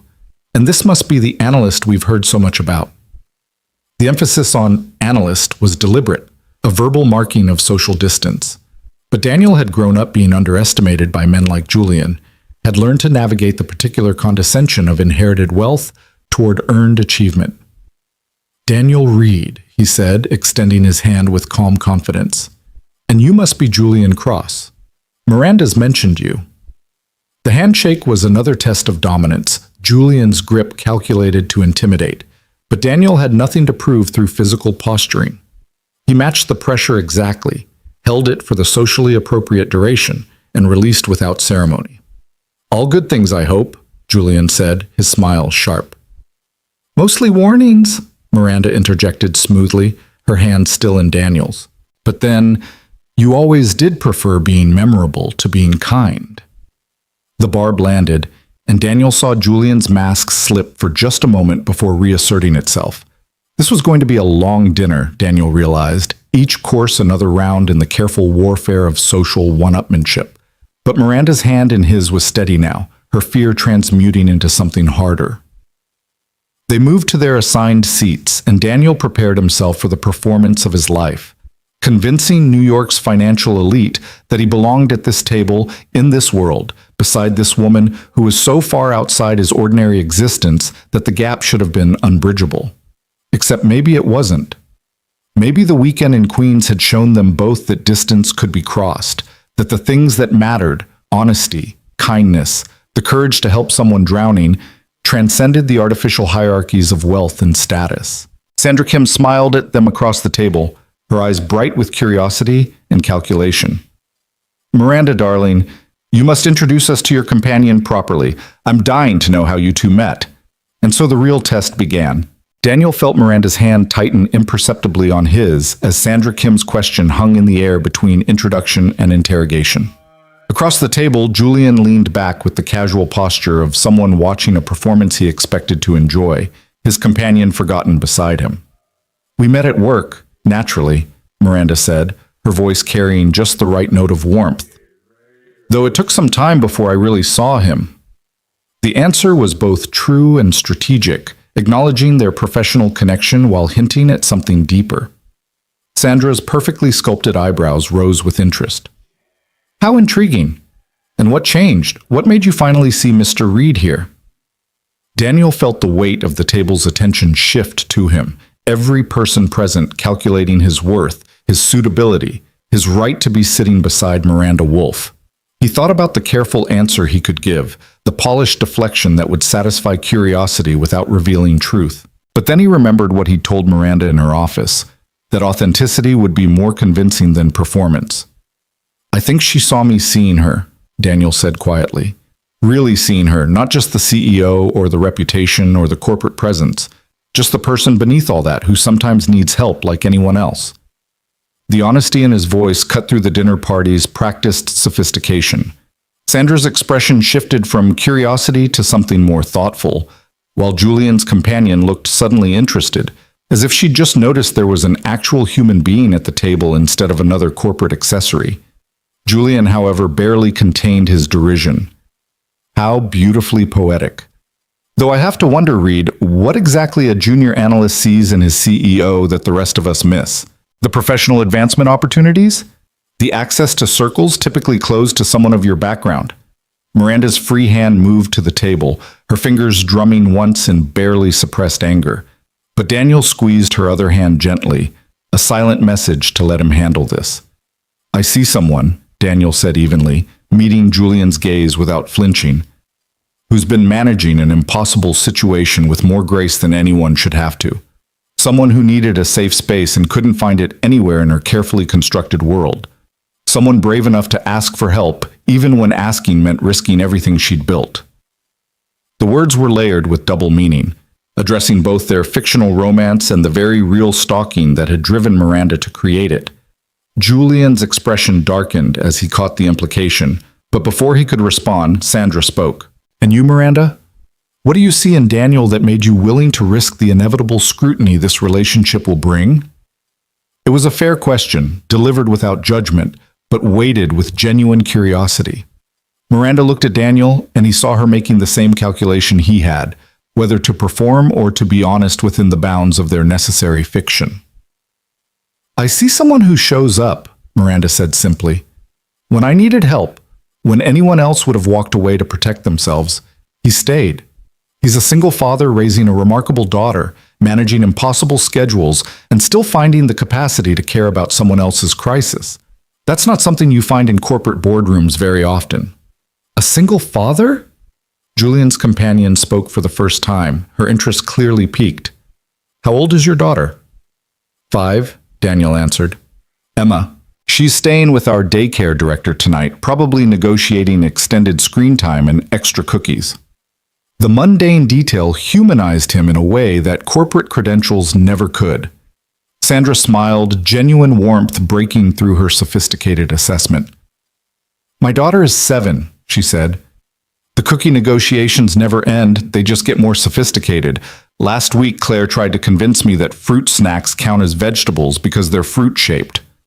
Laughter rippled around the table, the tension breaking slightly as the conversation shifted to the universal challenges of parenting. Daniel found himself relaxing marginally, discussing Emma's similar attempts at nutritional loophole exploitation. Even Julian's companion joined in, mentioning her niece's elaborate bedtime stalling tactics. But Julian himself remained silent, his eyes tracking every interaction between Daniel and Miranda with cold calculation. When the first course arrived, some delicate preparation that probably had a French name Daniel couldn't pronounce, Julian finally spoke again.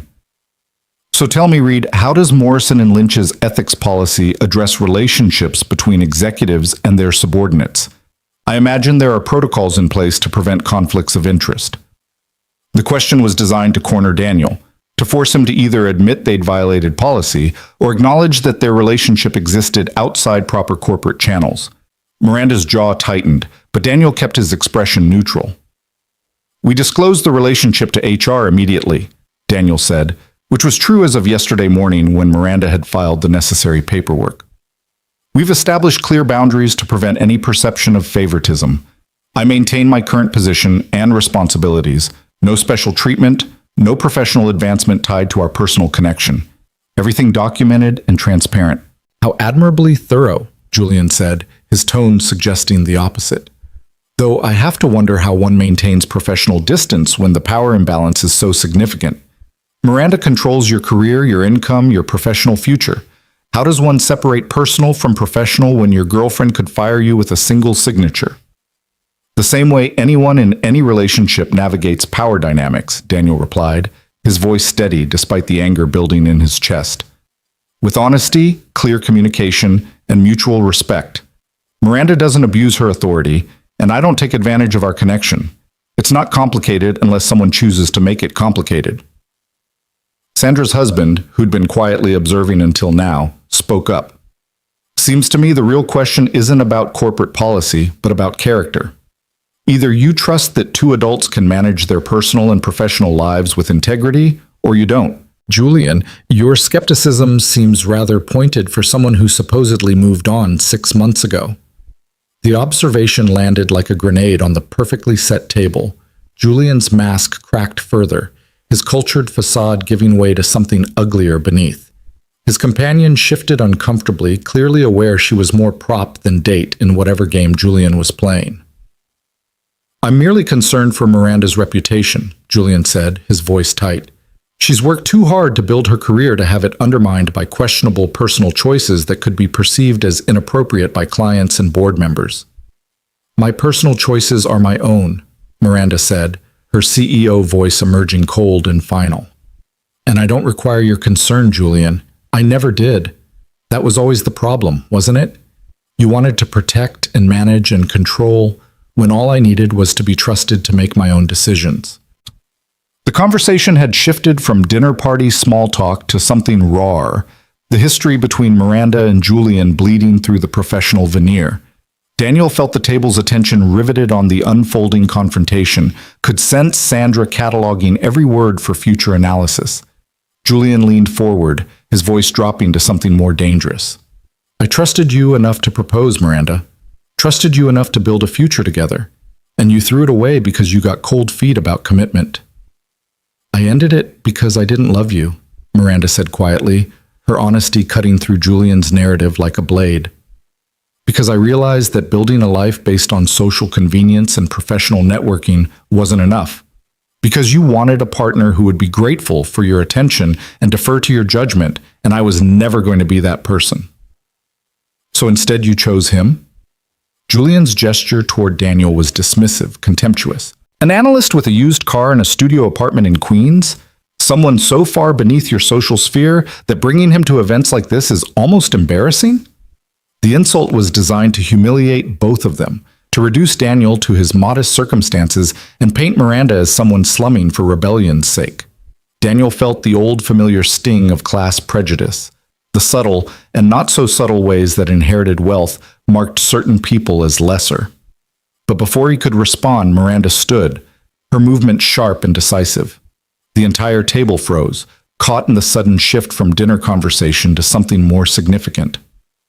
"Daniel has more integrity in his worn jacket pockets than you've ever possessed in your custom suits," Miranda said, her voice carrying across the private dining room. "He's a better father in his modest apartment than you'd ever be in your family's mansions. He saw me drowning and helped me without asking for anything in return, without leveraging my vulnerability, without trying to control or possess me. That's not beneath my social sphere, Julian. That's far above yours." The silence that followed was absolute. Sandra's eyes were wide with shock and something that might have been admiration. Julian's companion looked like she wanted to disappear into the floor, and Julian himself sat frozen, his rage barely contained beneath layers of forced civility. Daniel stood, moving to Miranda's side. His hand found the small of her back, a gesture of support and solidarity that he hoped looked natural to their audience. I think we should go, he said quietly to Miranda, then turned to address the table. Sandra, I apologize for disrupting your evening. This clearly isn't the right venue for personal matters to be addressed.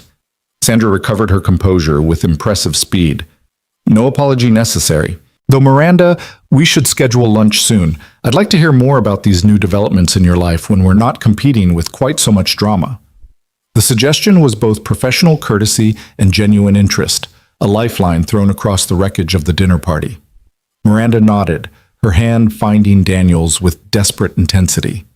They made their exit with as much dignity as possible under the circumstances, the restaurant staff appearing from nowhere to facilitate their departure. The town car was waiting, and they slid into its leather interior with the synchronized movement of people fleeing a disaster. For the first 3 blocks, neither of them spoke. Miranda stared out the window at Manhattan's glittering nightscape, her breathing carefully controlled in the way of someone holding back tears through sheer force of will. Daniel sat beside her, processing what had just happened, the spectacular implosion of their carefully planned public appearance. I'm sorry, Miranda finally said, her voice rough. I lost control. I let him get to me and I made a scene, and I probably just destroyed any chance of this arrangement working. You defended both of us, Daniel corrected. You stood up to a man who's been terrorizing you for months. That's not losing control, that's finding it. I called attention to exactly what we were trying to downplay, the power imbalance, the class difference, the professional complications. Julian will use every word I said as ammunition. By tomorrow, half of New York's financial sector will have heard about the CEO who had a public meltdown defending her inappropriate relationship with a subordinate. Daniel heard the panic creeping into her voice, the CEO brain catastrophizing all the potential fallout. He reached for her hand, pulling her attention back from the spiral. Or, he said quietly, they'll hear about a CEO who stood up to her abusive ex-fiancé and made it clear she won't tolerate his manipulation. Miranda, you were magnificent in there. Terrifying, but magnificent. A sound escaped her that was half laugh, half sob. I've never done that before. Lost my temper in public, said exactly what I was thinking without filtering for professional consequences. It was completely out of character. Maybe your character needed to expand a little. Maybe being perfectly controlled all the time was part of what made you vulnerable to Julian's tactics. Miranda turned to look at him, and in the dim light of the car's interior, Daniel saw tears tracking down her carefully made-up face. He was insulting you, calling you beneath me, dismissing your worth based on your bank account and your zip code, and something just broke. I couldn't sit there and let him reduce you to a stereotype when I've seen who you actually are. The confession hung between them, weighted with implications neither of them was ready to fully examine. Daniel reached up, gently wiping away her tears with his thumb, aware that this small intimacy crossed some invisible line from performance into reality. You don't have to defend my worth to people like Julian, Daniel said softly. I know who I am. I know what I've survived, what I've built, what I'm capable of. His opinion doesn't change any of that. But it matters what people think, what the board thinks, what our clients think. It matters what you think, Daniel interrupted. What you believe about yourself, about us, about whether you're strong enough to weather whatever consequences come from tonight. Everything else is just noise. Miranda stared at him, and Daniel watched something shift in her expression. The CEO mask was completely gone now, stripped away by the evening's confrontation, leaving only the woman beneath, vulnerable and scared and desperately trying to hold herself together. I don't know if I'm strong enough, she admitted. Julian's been in my head for months, making me doubt myself, second-guess every decision. And tonight, standing up to him felt powerful, but now I'm terrified of what comes next. What comes next is we go home, Daniel said. You process what happened. I check on Emma and make sure she's okay. And tomorrow we deal with whatever fallout arrives. But Miranda, you don't have to face it alone anymore. That was the whole point of this arrangement, remember? Shared burden, mutual support. This wasn't supposed to become real, Miranda whispered. We were supposed to maintain careful distance, perform for public consumption, protect ourselves from actual emotional investment. But Emma draws pictures of me, and you see me crying in the back of town cars, and somehow this fiction became something else. Daniel felt the truth of her words settle in his chest. Somewhere between chocolate chip pancakes and blanket forts and tonight's explosive dinner, their arrangement had evolved into something neither of them had planned for. Something more honest and more dangerous than a simple business agreement. "I know," he said, because there was no point in pretending otherwise. "I know it's complicated and messy and probably going to end badly for all of us. But right now, in this moment, I'm glad you're not facing Julian alone. I'm glad I could stand beside you tonight, even if it all went sideways." Miranda leaned her head against his shoulder, the gesture so natural it took them both by surprise. Daniel felt her breathing gradually slow as she borrowed his calm, the way Emma did when nightmares woke her, and she needed his steady presence to feel safe again. They rode the rest of the way to Miranda's building in silence, the city's endless energy flowing past the windows while they sat in their own quiet bubble. When the car stopped, Miranda didn't immediately move. "Thank you," she said finally, "for tonight, for not walking away when Julian started attacking, for defending us even when it would have been easier to stay silent." "You're welcome." Miranda pulled back to look at him, and Daniel saw the question forming before she asked it. "Do you want to come up?" "Not for anything, just I don't want to be alone right now, and my apartment feels very empty after spending the weekend at your place." Every rational instinct Daniel possessed screamed at him to decline. He needed to check on Emma, needed to process the evening's events, needed to maintain whatever boundaries still existed between performance and reality. But he looked at Miranda's tear-stained face and remembered what it felt like in the months after Rachel died, when the apartment was too quiet and the bed was too empty and the loneliness was a physical ache. "One drink," he heard himself say, "and then I need to get home to Emma." They took the elevator to her penthouse, the space even more intimidating at night with the city's lights creating a glittering backdrop. Miranda kicked off her heels immediately, the loss of height making her seem smaller, more vulnerable. She poured them both whiskey from a crystal decanter that probably cost more than Daniel's monthly grocery budget. "To spectacular failures," Miranda said, raising her glass with bitter humor. "To standing your ground," Daniel countered, and they drank. The whiskey burned going down, expensive and smooth in a way that Daniel's usual beer never approached. Miranda curled into the corner of her pristine couch, and Daniel noticed for the first time how staged her apartment looked. Like a magazine spread, beautiful but unlived in. No photos on the walls, no personal touches, nothing that spoke to the actual woman who supposedly inhabited this space. "When I bought this place," Miranda said, following his gaze, "I told myself it represented success. The culmination of everything I'd worked for, but it's just expensive emptiness, isn't it? A very pretty cage that I convinced myself was freedom." "It doesn't have to be," Daniel said. "You could make it yours. Put up photos, bring in things that matter to you, let it get a little messy and lived in." "I don't know what matters to me anymore," Miranda admitted.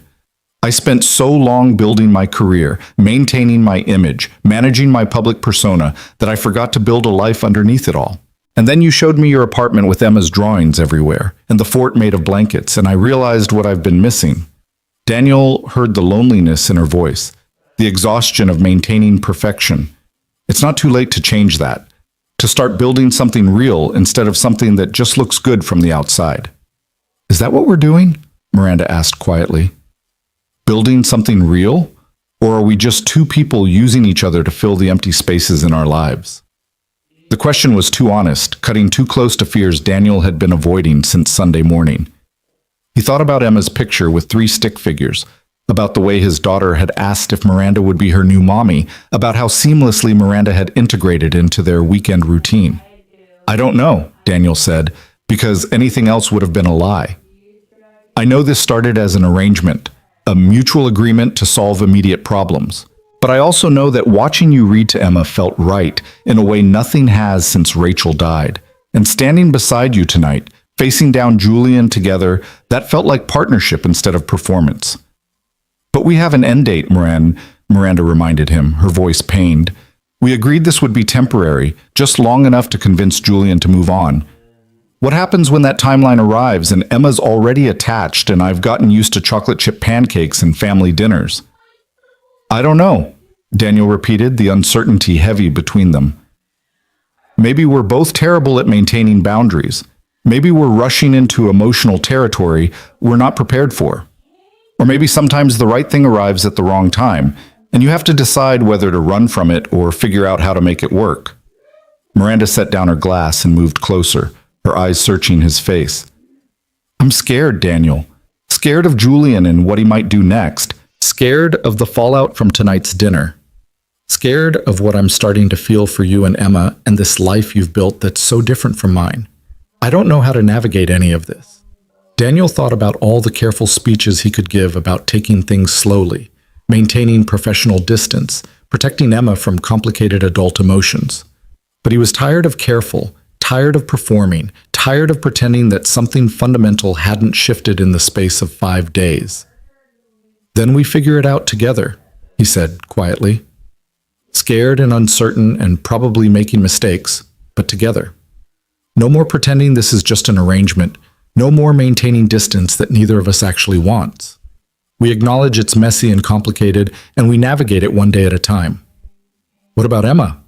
What about protecting her from getting hurt when this might not work out? Emma's already attached. That ship sailed somewhere between the park visit and the blanket fort construction. So we're honest with her, age-appropriately honest, about the fact that Miranda and I are spending time together and figuring things out. And if it doesn't work, we handle it with as much care as possible. Miranda was quiet for a long moment, and Daniel watched her cycle through calculations and concerns, the CEO brain trying to find the angle, the risk assessment, the safe path forward. But then something in her expression shifted, fear giving way to something that looked almost like hope. Okay, she said softly. Okay, we try this for real. No more fiction, no more performance, just two people who met in terrible circumstances and somehow found something worth protecting. Okay, Daniel echoed, and felt the ground shift beneath them as arrangement became relationship, as temporary became possible future, as careful distance collapsed into acknowledged connection. They talked for another hour, finishing the whiskey and mapping out a path forward that felt impossible and necessary.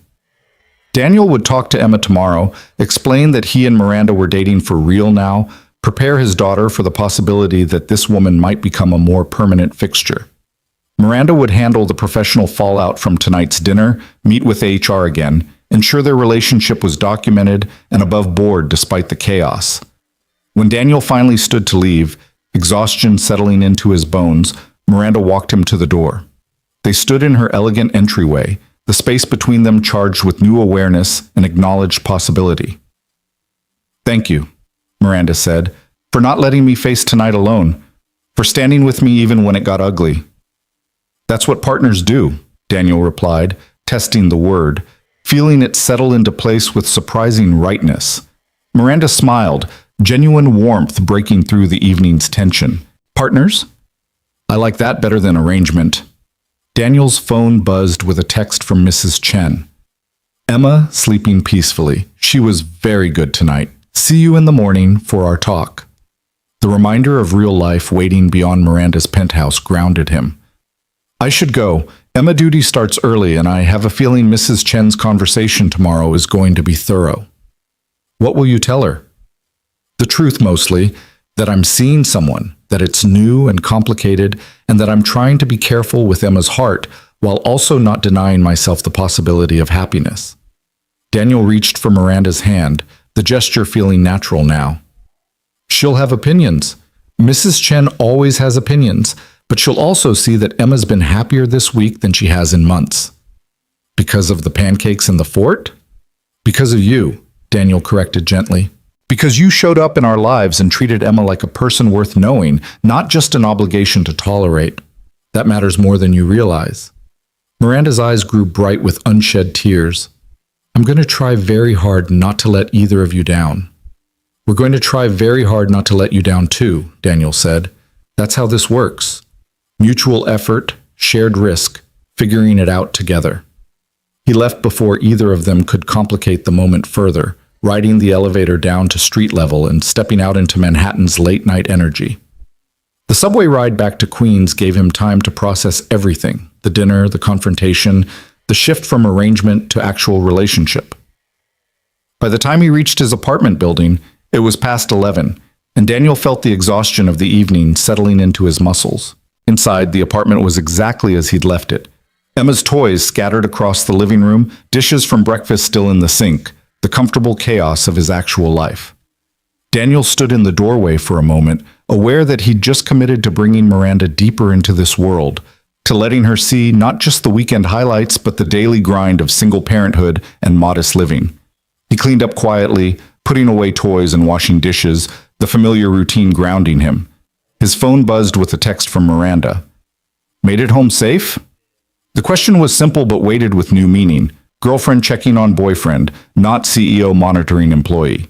Daniel smiled despite his exhaustion. "Just got in. Apartment feels different without you and Emma building forts in the living room." The response came quickly. "Good different or bad different?" Daniel thought about how to answer honestly. Quieter, lonelier.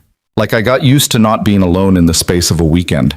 I know the feeling. My apartment is too big and too quiet, and I keep thinking about Emma's crayon drawing and your terrible bear voices during story time. The bear voices are excellent, thank you very much. They're terrible. Emma just loves you too much to tell you. The easy banter felt right. Felt like the beginning of something that could actually work if they were both brave enough to try. Daniel sent back a smiley face, aware that he was 41 years old and texting emojis to his girlfriend like a teenager, and not caring. "Get some sleep," Miranda texted. "Tomorrow you have Mrs. Chen's interrogation, and I have damage control from tonight's spectacular meltdown." It wasn't a meltdown. It was a declaration of independence. That's a generous interpretation, but I'll take it. "Good night, Daniel. Good night, Miranda."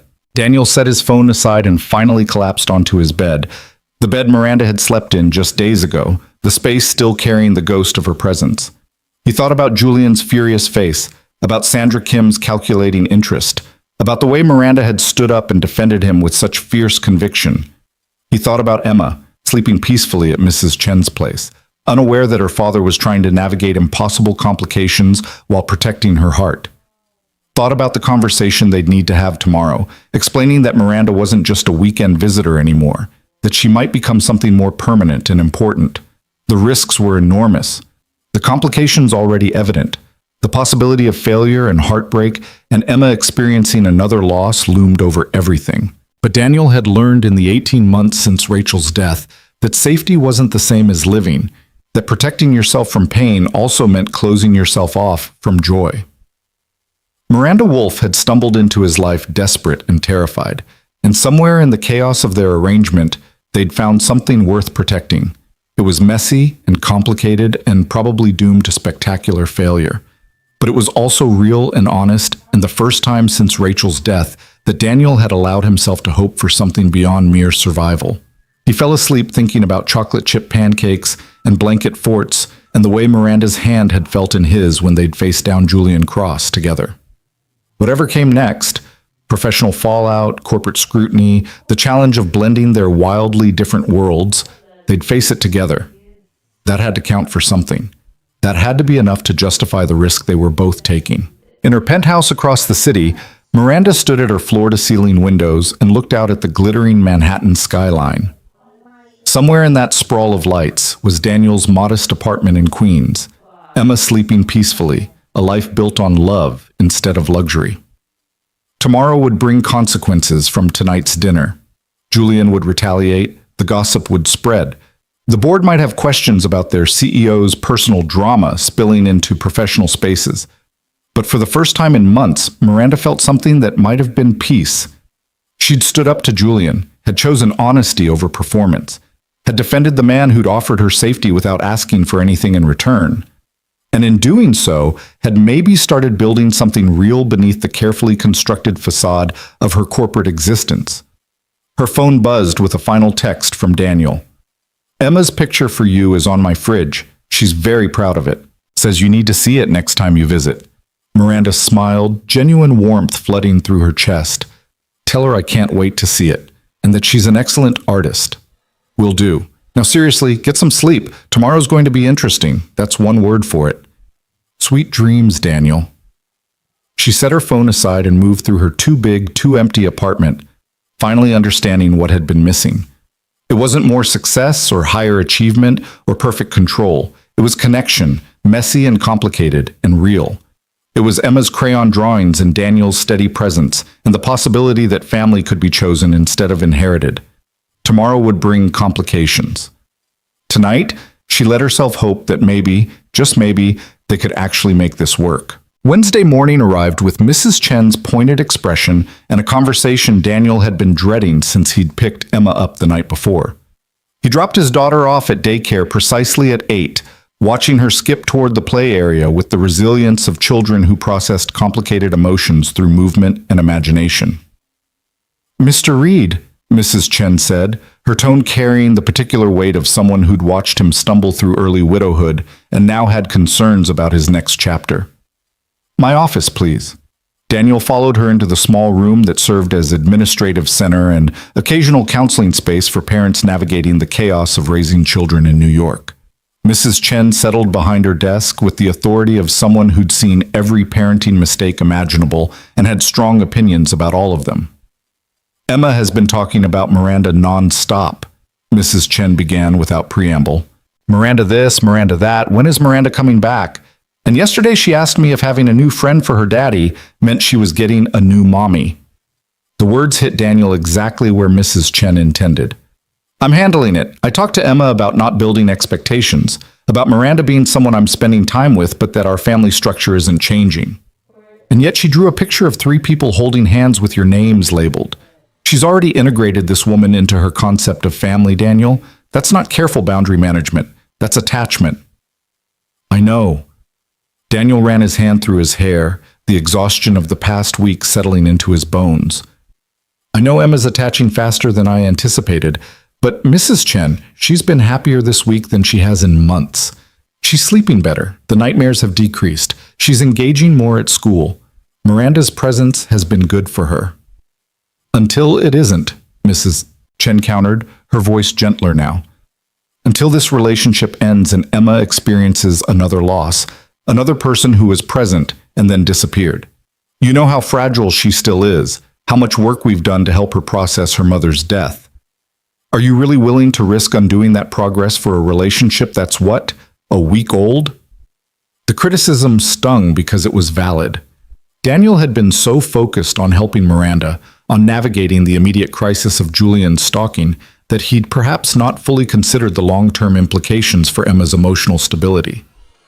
"It's not just a week old," Daniel said quietly. "The public relationship is new, but Miranda and I have been growing closer for longer than that. And yes, there's risk. There's always risk in letting new people into Emma's life. But the alternative is what? Never dating, never allowing myself the possibility of partnership, teaching Emma that love is so dangerous we should avoid it entirely?" Mrs. Chen studied him with the sharp assessment of someone who'd known him through his worst moments. "I'm not saying never date.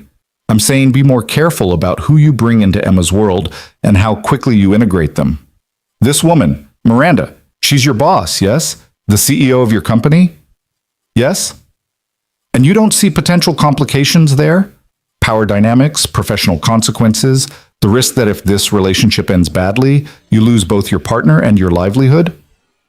"Of course I see the complications," Daniel said, frustration creeping into his voice. "I'm not naive, Mrs. Chen. I know this situation is messy and risky and probably going to end badly. But I'm also 41 years old, and I've spent 18 months in survival mode, and for the first time since Rachel died, I'm allowing myself to feel something beyond grief and responsibility."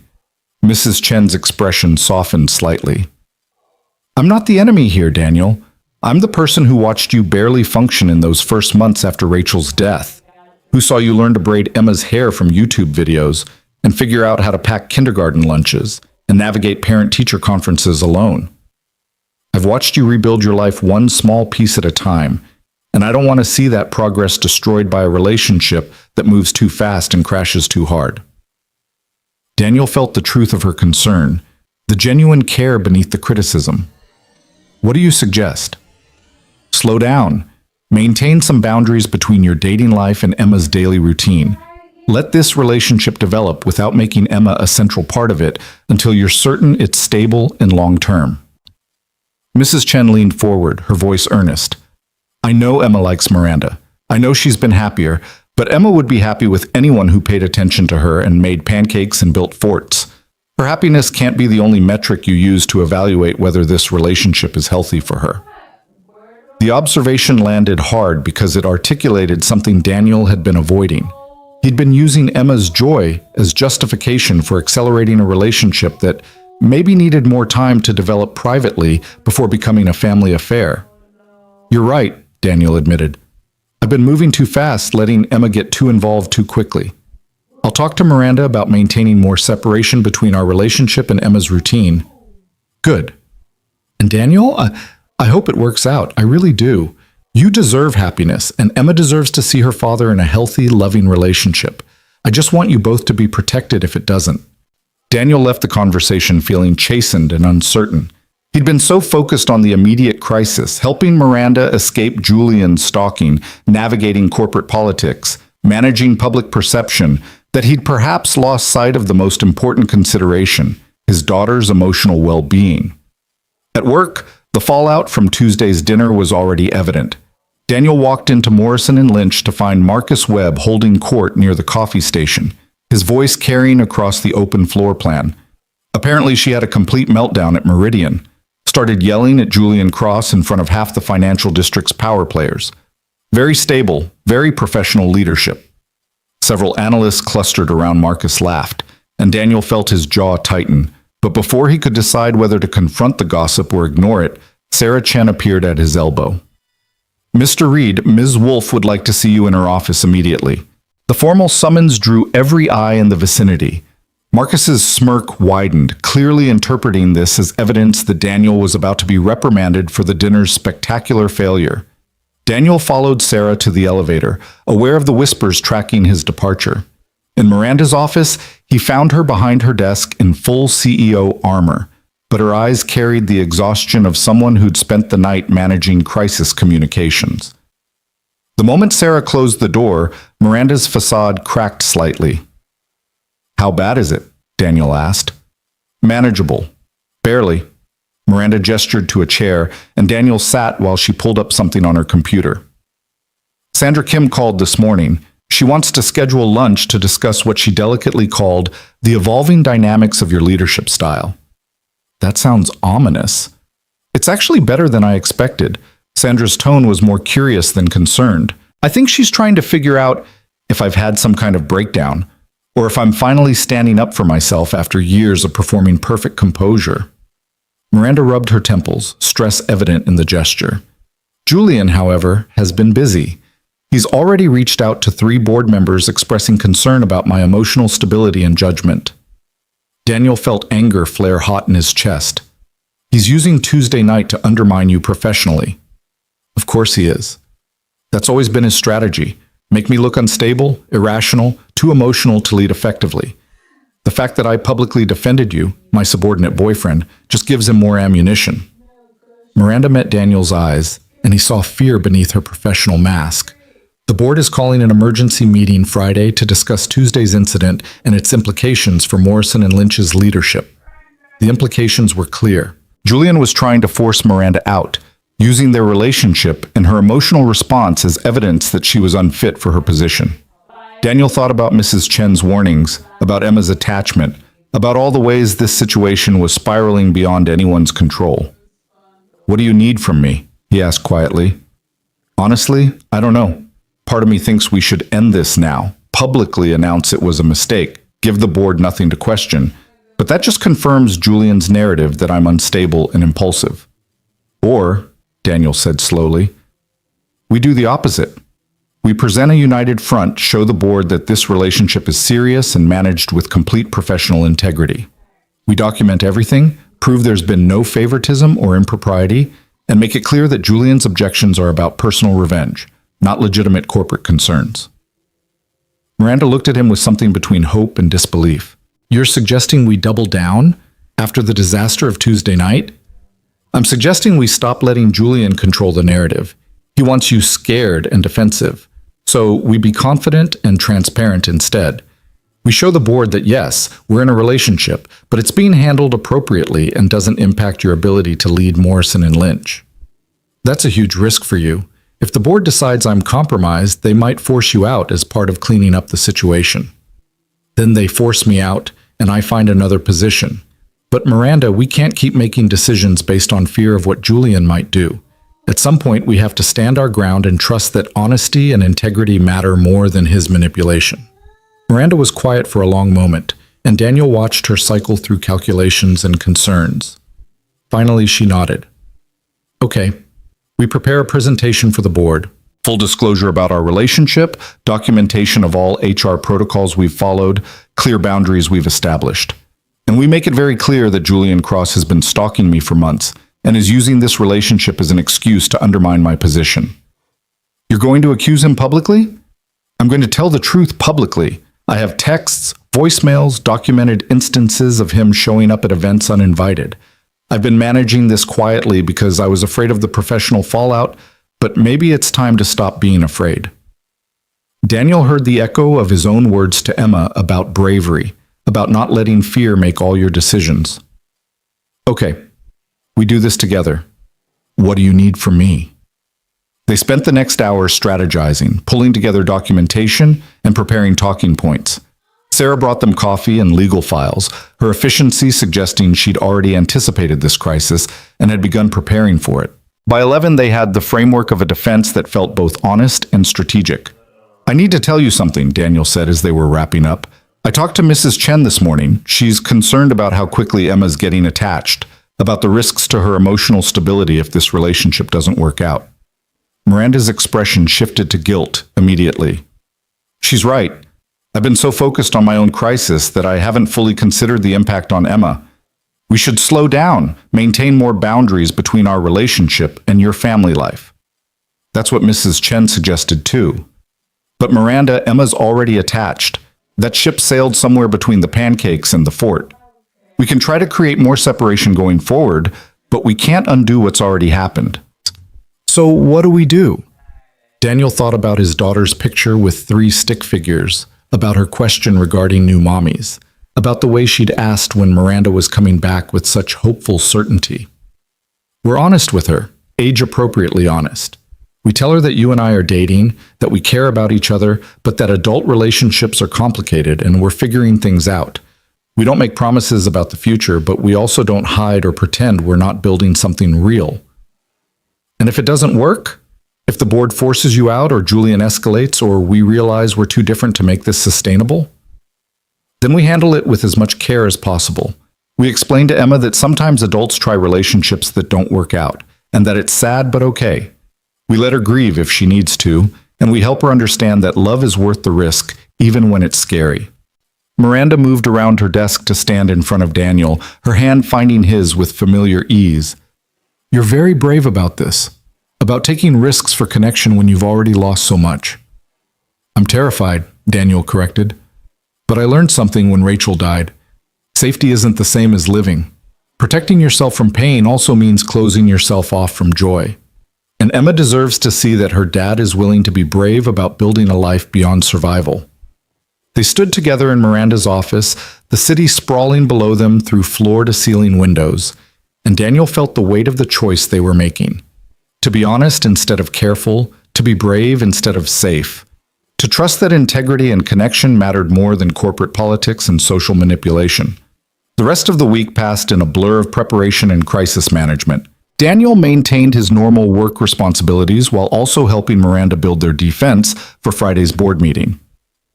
Emma continued asking about Miranda with persistent 5-year-old determination, and Daniel had the promised honest conversation about adult relationships and uncertainty and taking things one day at a time. But you like her a lot, right, Daddy? Emma had asked, her small face serious. I do like her a lot, Daniel had confirmed. And she likes us a lot too, but that doesn't mean we know what's going to happen next. We're just figuring it out together. Emma had seemed satisfied with this explanation, her resilience showing in how quickly she'd moved on to discussing her stuffed animal's complex social dynamics. But Daniel knew the conversation wasn't finished, that Emma would continue processing this development in her own time and way. Thursday evening, Miranda came to the apartment for dinner. It was different from the weekend's emergency shelter situation, more deliberate, more like an actual date. She brought flowers and wine, and Emma greeted her with enthusiastic hugs and immediate demands for fort construction. Can we build an even bigger one? With more rooms, please? Miranda laughed, the sound genuine and unguarded. Absolutely. But first, I want to see this picture you made for me. Your dad says it's been on the fridge all week. Emma dragged Miranda to the kitchen, pointing proudly at the crayon drawing. See? That's you, and that's Daddy, and that's me. We're holding hands because we're friends. Daniel watched Miranda study the picture, saw emotion flash across her face before she controlled it. It's beautiful, Emma. Can I keep it? I'd like to put it in my office. Really? In your big fancy office? Really? It'll remind me of pancakes and forts and the best weekend I've had in a very long time. They built the fort together, all three of them, creating an elaborate structure that took over most of the living room. Emma directed the construction with the authority of a general, and Daniel and Miranda followed her commands with exaggerated seriousness that made her dissolve into giggles. After dinner, spaghetti that Emma insisted on helping cook, resulting in sauce on multiple surfaces. Miranda stayed for bedtime stories, but this time, when Emma asked her to read, Miranda gently deflected. I think tonight should be just you and your dad. I'll see you again soon, but some things are special for just the two of you. The boundary was small but significant, a recognition that Emma needed to maintain her primary attachment to Daniel even as Miranda became more present in their lives. Emma accepted this with surprising grace, settling against Daniel for their nightly ritual while Miranda watched from the doorway. After Emma was asleep, Daniel and Miranda sat on the couch with coffee and the comfortable quiet of people learning to be together without performing. Tomorrow's the board meeting, Miranda said, her fingers wrapped around her mug like it was anchoring her. I'm terrified. You're going to be brilliant. You've built an airtight case, documented everything, prepared for every possible question. And if they decide I'm still too much of a liability, if they force me to choose between my position and our relationship? Daniel had thought about this possibility extensively over the past few days. Then you make whatever choice feels right for you. I won't be the reason you lose something you've worked your entire career to build. What if the right choice is keeping both? What if I refuse to let Julian's manipulation cost me either my career or my relationship? Then you fight for both, and I'll stand beside you while you do. Miranda set down her coffee and turned to face him fully. I need to tell you something. Something I've been avoiding saying because it makes this whole situation even more complicated. Daniel braced himself, uncertain what confession was coming. I'm falling for you, Miranda said quietly. Not performing falling for you, not arrangement falling for you. Actually falling for you, for your terrible bear voices and your chocolate chip pancakes and the way you parent Emma with such fierce devotion, for your integrity and your calm in crisis, and the fact that you see me, really see me, not just the CEO armor. The words hung between them, honest and vulnerable and terrifying in their implications. Daniel felt his heart rate accelerate, felt the careful boundaries he'd been maintaining collapse completely. I'm falling for you too, he admitted. Have been since you defended me at that dinner, probably before. And it terrifies me because Emma's involved now and the stakes are so much higher than just my own heart. I know, and I promise I will do everything in my power not to hurt her, not to hurt either of you. But Daniel, I can't promise this works out perfectly. I can only promise I'm going to try with everything I have. That's all anyone can promise, Daniel said, reaching for her hand. The rest is just faith and effort and hoping we're brave enough to weather whatever comes next. They sat together in the quiet apartment, Emma sleeping peacefully in the next room, and let themselves acknowledge what they'd been dancing around for days. This was real. This mattered. This was worth fighting for, even if the odds seemed impossible. Friday morning arrived with the weight of judgment and consequence. Daniel dressed carefully in the suit Miranda had provided, aware that he was armor himself for battle, even though he wouldn't be in the boardroom. Miranda had asked him to wait in her office during the meeting, close enough to provide support, but separate from the actual proceedings. The board meeting was scheduled for 10. At 9:30, Daniel watched Miranda prepare her materials with the focused intensity of someone about to defend everything she'd built. She wore navy blue, professional and authoritative, her hair swept back to reveal features set with determination. You've got this, Daniel said quietly. I hope so. Because if I don't, we're both looking for new jobs by this afternoon. Sarah appeared in the doorway. Miss Wolfe, the board is ready for you. Miranda stood, gathering her materials and her courage. She paused beside Daniel and, in a gesture that was both professional and intimate, squeezed his hand once. Wish me luck. You don't need luck. You need what you already have: truth and integrity, and the courage to stand up for yourself. Miranda left, and Daniel settled into one of her office chairs to wait. The next 2 hours were the longest of his life. He tried to work, tried to focus on spreadsheets and analysis, but his mind kept circling back to the boardroom where Miranda was defending their relationship and her leadership. At noon, Sarah knocked softly. Mr. Reed, Ms. Wolfe asked me to tell you the meeting is finishing up. She'll be out shortly. Daniel stood, his heart racing with anticipation and dread. When Miranda finally emerged, her expression was carefully neutral, giving nothing away. But then she stepped into her office, closed the door behind her, and the mask crumbled into something that looked like relief and exhaustion and victory all mixed together. Well? Daniel asked. They voted to support me. Unanimously. Miranda's voice was unsteady, the words emerging in a rush. I presented everything: the documentation about our relationship, the evidence of Julian's stalking, the clear protocols we've established to prevent any conflict of interest. And then I told them that I refuse to let a man who's been harassing me for months dictate my personal or professional choices. And they believed you? Sandra Kim spoke up, said she'd witnessed Julian's behavior Tuesday night, that my response seemed entirely justified given the provocation. 2 other board members mentioned they'd also noticed Julian being inappropriate at various events over the past 6 months. Once I opened that door, other people felt safe sharing their observations. Daniel felt something unclench in his chest. So Julian's credibility is shot. Completely. The board is actually considering asking his company to recuse itself from future Morrison and Lynch events until he can demonstrate more professional behavior. And they've mandated that our HR department create better protocols for handling interpersonal harassment at corporate functions. The victory was larger than just their relationship. Miranda had exposed a pattern of behavior that had likely affected other people, and in doing so, had potentially prevented future harassment. I'm so proud of you, Daniel said quietly. That took enormous courage. I was terrified the entire time, but then I thought about you standing up to Julian at that dinner, about Emma asking if I was going to be her new mommy, about all the ways fear has controlled my choices for too long, and I decided I was done being afraid. Miranda crossed the space between them, and Daniel met her halfway. When she kissed him, it was different from their careful public performances. This was honest and relieved and full of hope for what came next.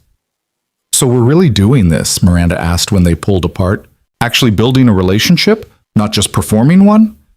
We're really doing this, Daniel confirmed. Messy and complicated and probably still full of challenges, but real. I should warn you, I'm terrible at domestic things. I can't cook beyond basic scrambled eggs. I've never built a fort before last weekend, and my apartment is pristinely empty because I don't know how to make space feel lived in. And I should warn you that my life is chaos. Emma's schedule is complicated, my apartment is small, I work long hours and still barely make ends meet. Dating me means dealing with daycare pickups and kindergarten concerts, and the reality that I'm a package deal with a 5-year-old who will absolutely test your patience and steal your heart simultaneously. I know, Miranda said. And I'm choosing it anyway. Choosing you, choosing Emma, choosing the possibility that maybe family isn't about perfection or convenience, but about showing up and trying and being brave enough to love people, even when it's complicated. The words settled between them, a promise and a commitment that went beyond their initial arrangement. Daniel thought about Rachel, about the family they'd planned to build before a drunk driver had stolen that future. Thought about the 18 months of grief and survival that had taught him both how fragile life was and how resilient love could be. Rachel would have liked you, he said quietly. She had strong opinions about people who let fear make their decisions. She'd be glad I found someone brave enough to face down board meetings and angry ex-fiancés. I wish I could have met her, known the woman who helped make you who you are. She's part of Emma, part of our family's story, even though she's gone. That doesn't change just because we're building something new. I know, and I would never want it to. Emma's love for her mother is beautiful, and I hope I can honor that while also finding my own place in your lives. They talked for another hour, mapping out a path forward that felt both terrifying and possible. They'd continue maintaining professional boundaries at work, but they'd stop hiding their relationship. They'd introduce Miranda more gradually into Emma's routine, building connection without rushing attachment. They'd navigate family dinners and weekend activities and the thousand small negotiations of blending two very different lives into something cohesive.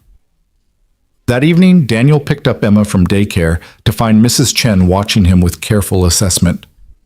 "The board meeting went well, I take it?" she asked. "How did you—" "Sarah Chen is my niece," Mrs. Chen said with a slight smile. "She texted me this afternoon, said her boss stood up to some very powerful men and won." Daniel felt the pieces click into place. "You've been getting reports on Miranda this whole time." "I've been getting reports on the woman my favorite single father was getting involved with, yes. And I've been cautiously optimistic about what Sarah's been telling me. Miranda Wolf apparently treats her staff with respect, works harder than anyone in the building, and just risked her entire career to establish appropriate harassment protocols. Those are not the actions of someone who's careless with other people's hearts." The approval was subtle but significant. Mrs. Chen's blessing mattered more than Daniel had fully realized until this moment. "She's coming to dinner Sunday," Daniel said, "and we're going to keep building this carefully and honestly with Emma's well-being as our priority." "Good. Just remember what I said about boundaries and pacing. Emma's resilient, but she's also fragile. She needs stability more than she needs another parent right now." "I know. We're being careful." Mrs. Chen nodded, then softened. "I hope it works out, Daniel. You deserve happiness. Emma deserves to see her father building a life that includes love and partnership. Just protect her heart while you're protecting your own." Sunday dinner was different from their previous time together, more intentional, more like an actual family building connection than crisis management. Miranda brought ingredients for her mother's pasta recipe, the one domestic skill she'd mastered during her brief rebellion against catered everything. Emma helped measure and mix, her small hands covered in flour and her face bright with concentration. They ate together at Daniel's small table, and the conversation flowed with easy comfort. Emma talked about school, Miranda shared carefully edited stories about board meetings and corporate life, and Daniel watched the two most important people in his current world learn to be comfortable with each other. After dinner, Emma retreated to her room to play while Daniel and Miranda cleaned up. The domestic routine felt right, in a way that Daniel hadn't experienced since before Rachel's death. The simple partnership of shared tasks, comfortable silences, the ordinary magic of building life together. "I've been thinking," Miranda said as she dried dishes, "about my apartment, how empty it is, how it's never felt like home. And I wondered if maybe you and Emma might help me change that. Come over next weekend. Help me pick out some things that make it feel lived in instead of staged." The invitation was both practical and symbolic, Miranda asking them to help her build a life that included warmth and personality and the comfortable mess of actual living. "We'd love that," Daniel said. "Emma has very strong opinions about decorating. Fair warning. I'm counting on it. I need someone to tell me that perfect isn't the goal anymore, that a little chaos and color and crayon drawings on the fridge are what makes space feel like home." They finished the dishes in comfortable silence, and when Miranda left that evening, Emma gave her a tight hug and made her promise to come back soon. Daniel walked Miranda to the building's entrance, aware that his neighbors were probably watching and judging and creating their own narratives about the CEO visiting the single father's modest apartment. "Thank you," Miranda said quietly, "for being patient with me while I figured out how to be brave, for not giving up when this got complicated and scary, for showing me that sometimes the best things happen when you stop trying to control everything and just let yourself fall." "Thank you for trusting me enough to fall," Daniel replied, "for choosing honesty over performance, for standing up to Julian, for being willing to build something real even when the odds seemed impossible." They kissed in the building's small lobby, unhurried and tender, and Daniel felt something settle into place that had been unmoored since Rachel's death. Not replacement, not forgetting, but the possibility of moving forward while still honoring the past. The weeks that followed developed their own rhythm. Miranda came to dinner twice a week, gradually becoming a familiar presence without overwhelming Emma's routine. They had their first real argument about parenting approaches when Miranda questioned Daniel's permissiveness about bedtime negotiations, and they learned to navigate disagreement with honesty and compromise.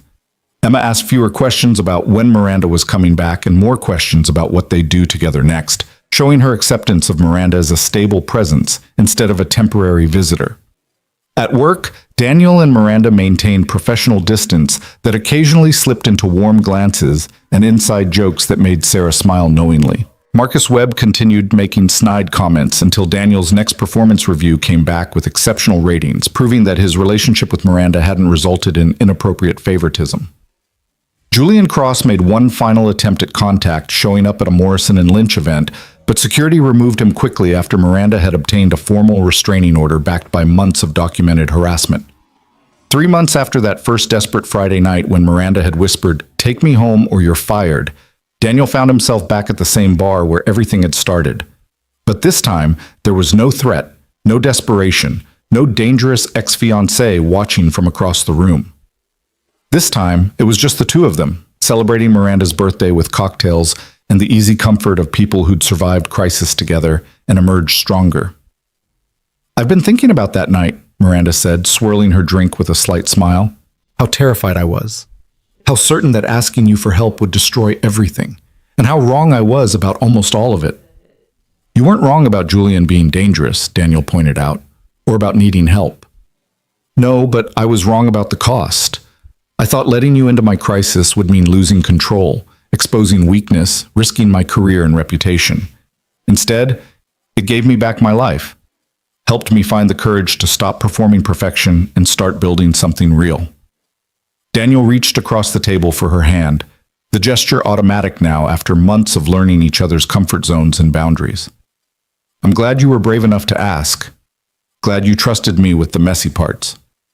I'm glad you were brave enough to say yes, to stand beside me even when it got ugly, to help me face down Julian and the board and my own fears about being vulnerable."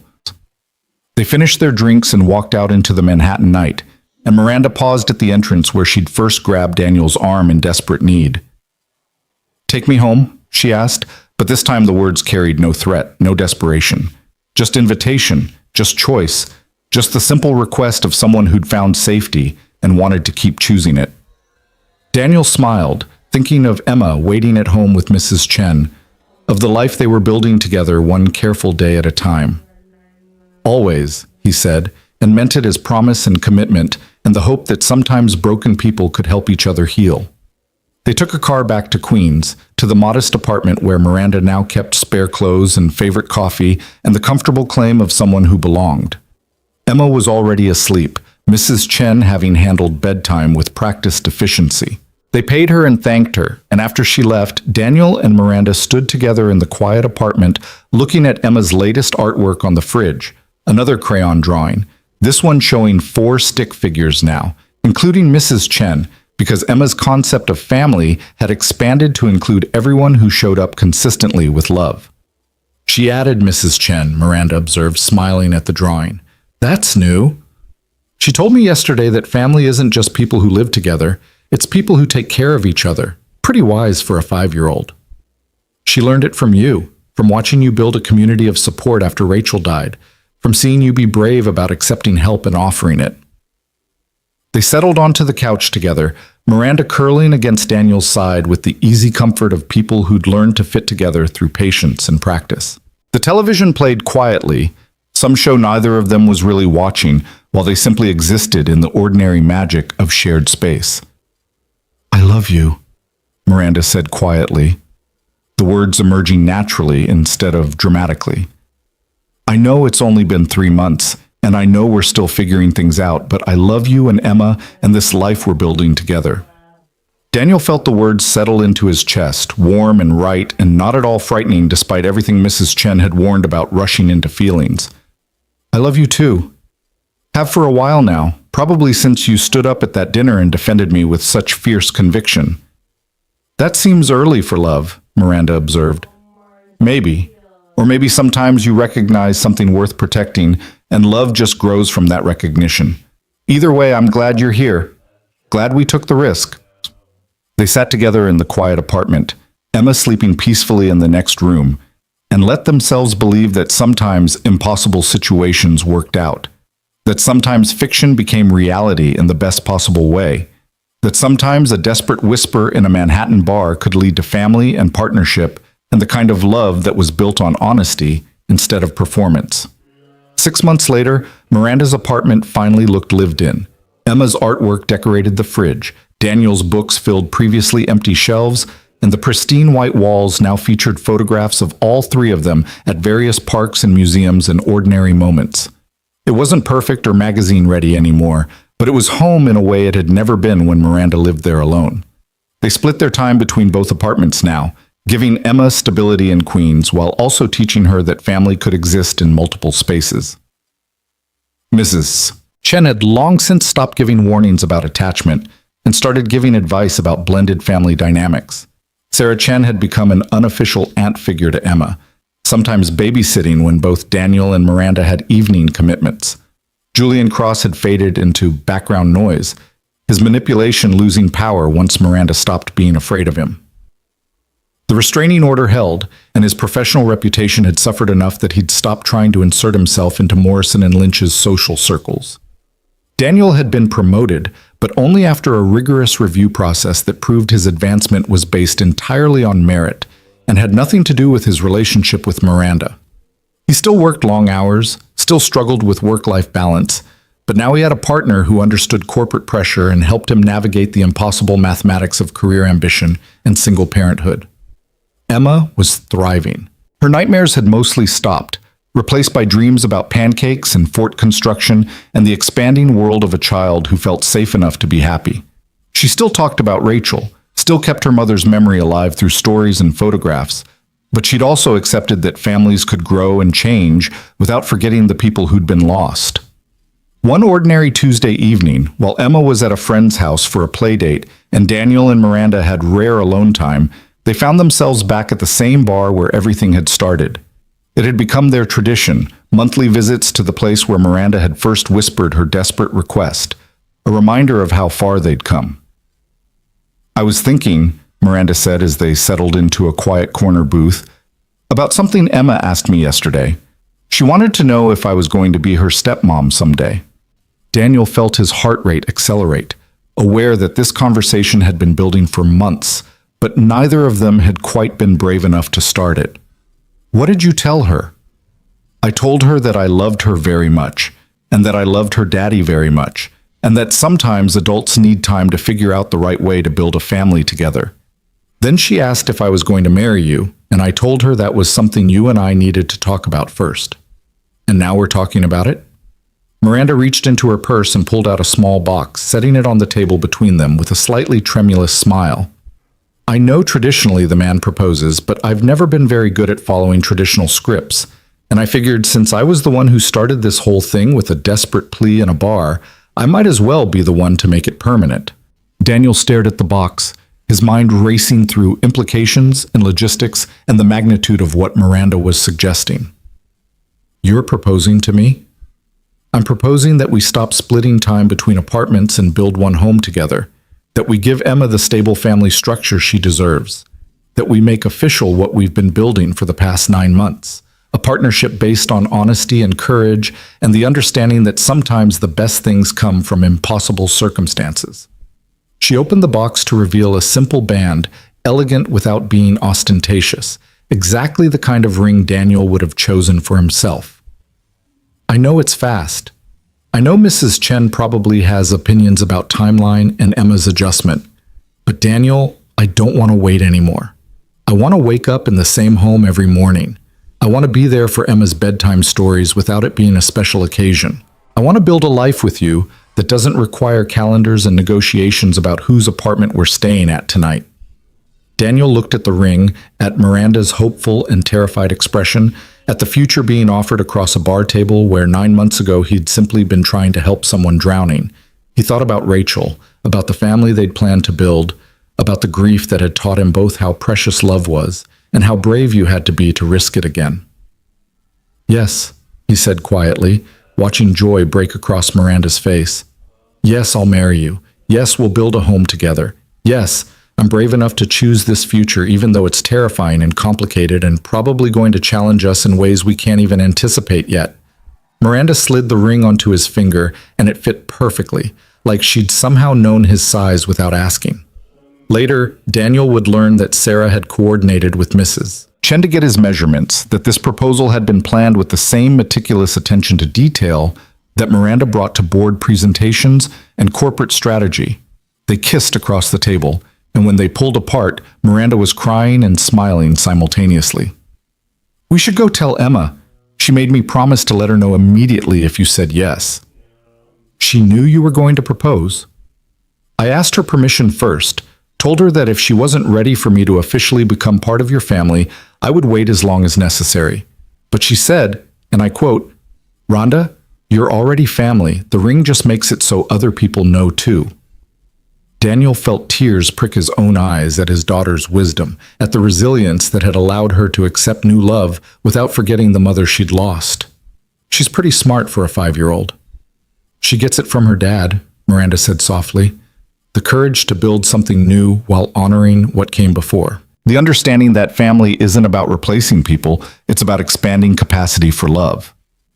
They left the bar hand in hand, riding back to Queens where Emma was waiting with barely contained excitement.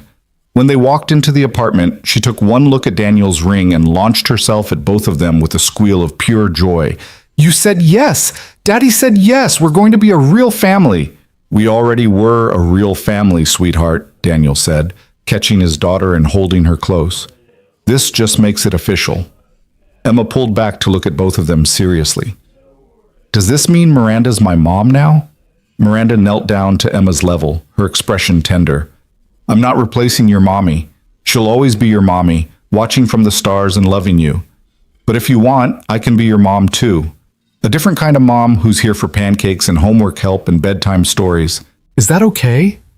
Emma considered this with the gravity of a child making an important decision. "Can I call you Mom Randa? Like how Mrs. Chen is Mrs. Chen who gives me cookies?" Miranda laughed, joy and relief mixing in the sound. "I love that. Mom Randa is perfect." They spent the evening celebrating with ice cream and Emma's insistence on calling everyone she knew to share the news. Mrs. Chen got the first call. Her response a mixture of happy congratulations and pointed reminders about marriage counseling and realistic expectations. Jennifer Martinez from the park was thrilled. Even Sandra Kim, when Miranda called her the next day, expressed genuine happiness and immediately began planning an engagement party. The wedding happened 4 months later in a small ceremony that honored both simplicity and significance. Emma was flower girl, wearing a purple dress that she'd picked out herself and carrying a basket of petals that she scattered with dramatic flair. Mrs. Chen attended with her husband, sitting in the front row and crying throughout the entire ceremony. Sarah Chen stood as Miranda's maid of honor, having become close friend as well as assistant over the months of crisis and celebration. Daniel's vows acknowledged Rachel, thanking her for teaching him how to love and promising to honor her memory while building this new chapter.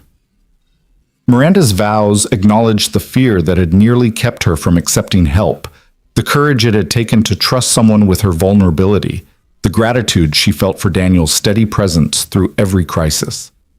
When they kissed as married couple, Emma cheered loudly enough to make everyone laugh, her joy uncontained and infectious.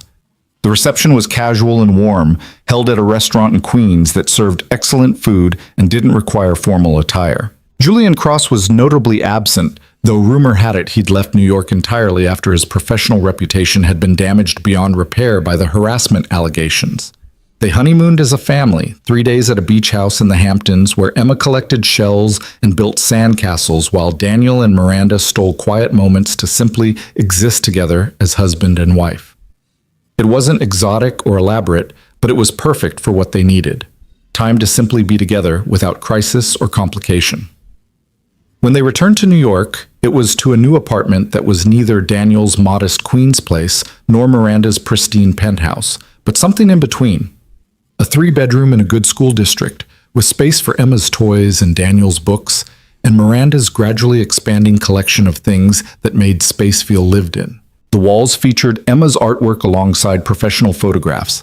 The kitchen held both basic supplies and Miranda's slowly improving cooking experiments, and the refrigerator displayed the very first drawing Emma had made. 3 stick figures holding hands, labeled with names that had seemed impossible 9 months ago, but now felt like destiny.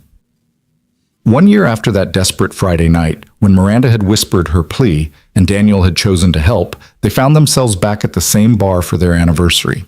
Emma was home with Sarah Chen, who'd become unofficial family member and beloved babysitter.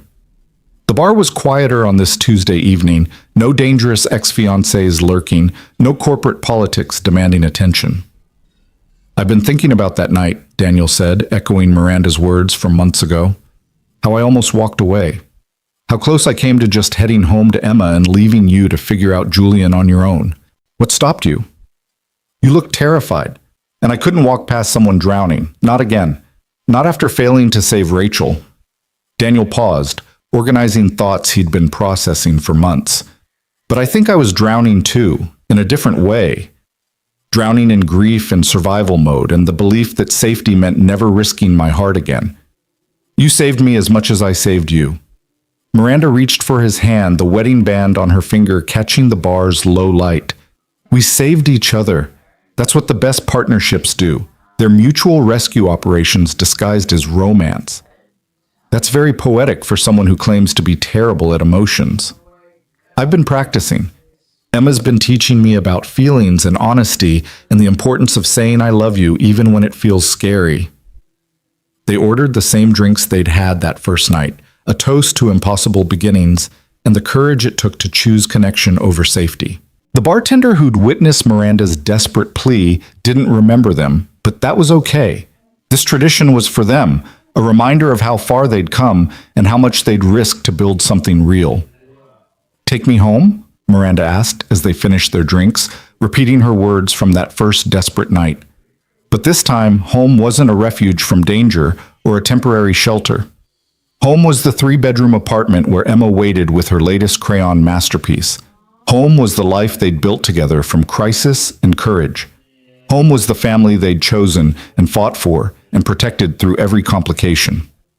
"Always," Daniel said, and they walked out into the Manhattan night together, hand in hand, heading toward the home they'd built and the future they'd chosen and the ordinary magic of love that was brave enough to bloom in impossible circumstances. Behind them, the bar faded into the city's endless rhythm, just another location where lives intersected and changed course. But for Daniel and Miranda, it would always be the place where everything began, where a desperate whisper became a turning point, where fear transformed into courage, where a single father and a drowning CEO found the strength to save each other and build something worth protecting. Their story wasn't perfect. It was messy and complicated and full of moments where they'd stumbled or struggled or doubted whether love could survive the weight of their respective damage. But it was real and honest and built on the understanding that sometimes the best things happen when you're brave enough to help someone drowning, even when you're barely staying afloat yourself. And as they rode the subway back to Queens, Miranda's head on Daniel's shoulder and their hands intertwined, they carried with them the knowledge that would sustain them through whatever challenges came next. That strength wasn't loud or flashy or dramatic. Strength was steady and loving, and showing up day after day, choosing partnership over perfection and courage over fear. Emma would grow up with this understanding woven into the fabric of her world, that families could be built from loss and new love, that her mother in the stars and her mom Randa at home could both exist in her heart simultaneously, that bravery wasn't the absence of fear, but the choice to love anyway. The city lights glittered outside the subway windows, millions of lives intersecting in the complicated mathematics of human connection. And somewhere in that vast sprawl, 3 people who'd found each other against impossible odds were building a life that proved love didn't have to be easy to be worth it. It just had to be honest and brave and willing to grow. The story that had started with whispered desperation in a Manhattan bar ended with whispered promises in a Queens apartment, with Emma sleeping peacefully in the next room, and 2 people who'd learned that sometimes the greatest courage is accepting help when you need it and offering it when someone else does. And that was more than enough. That was everything.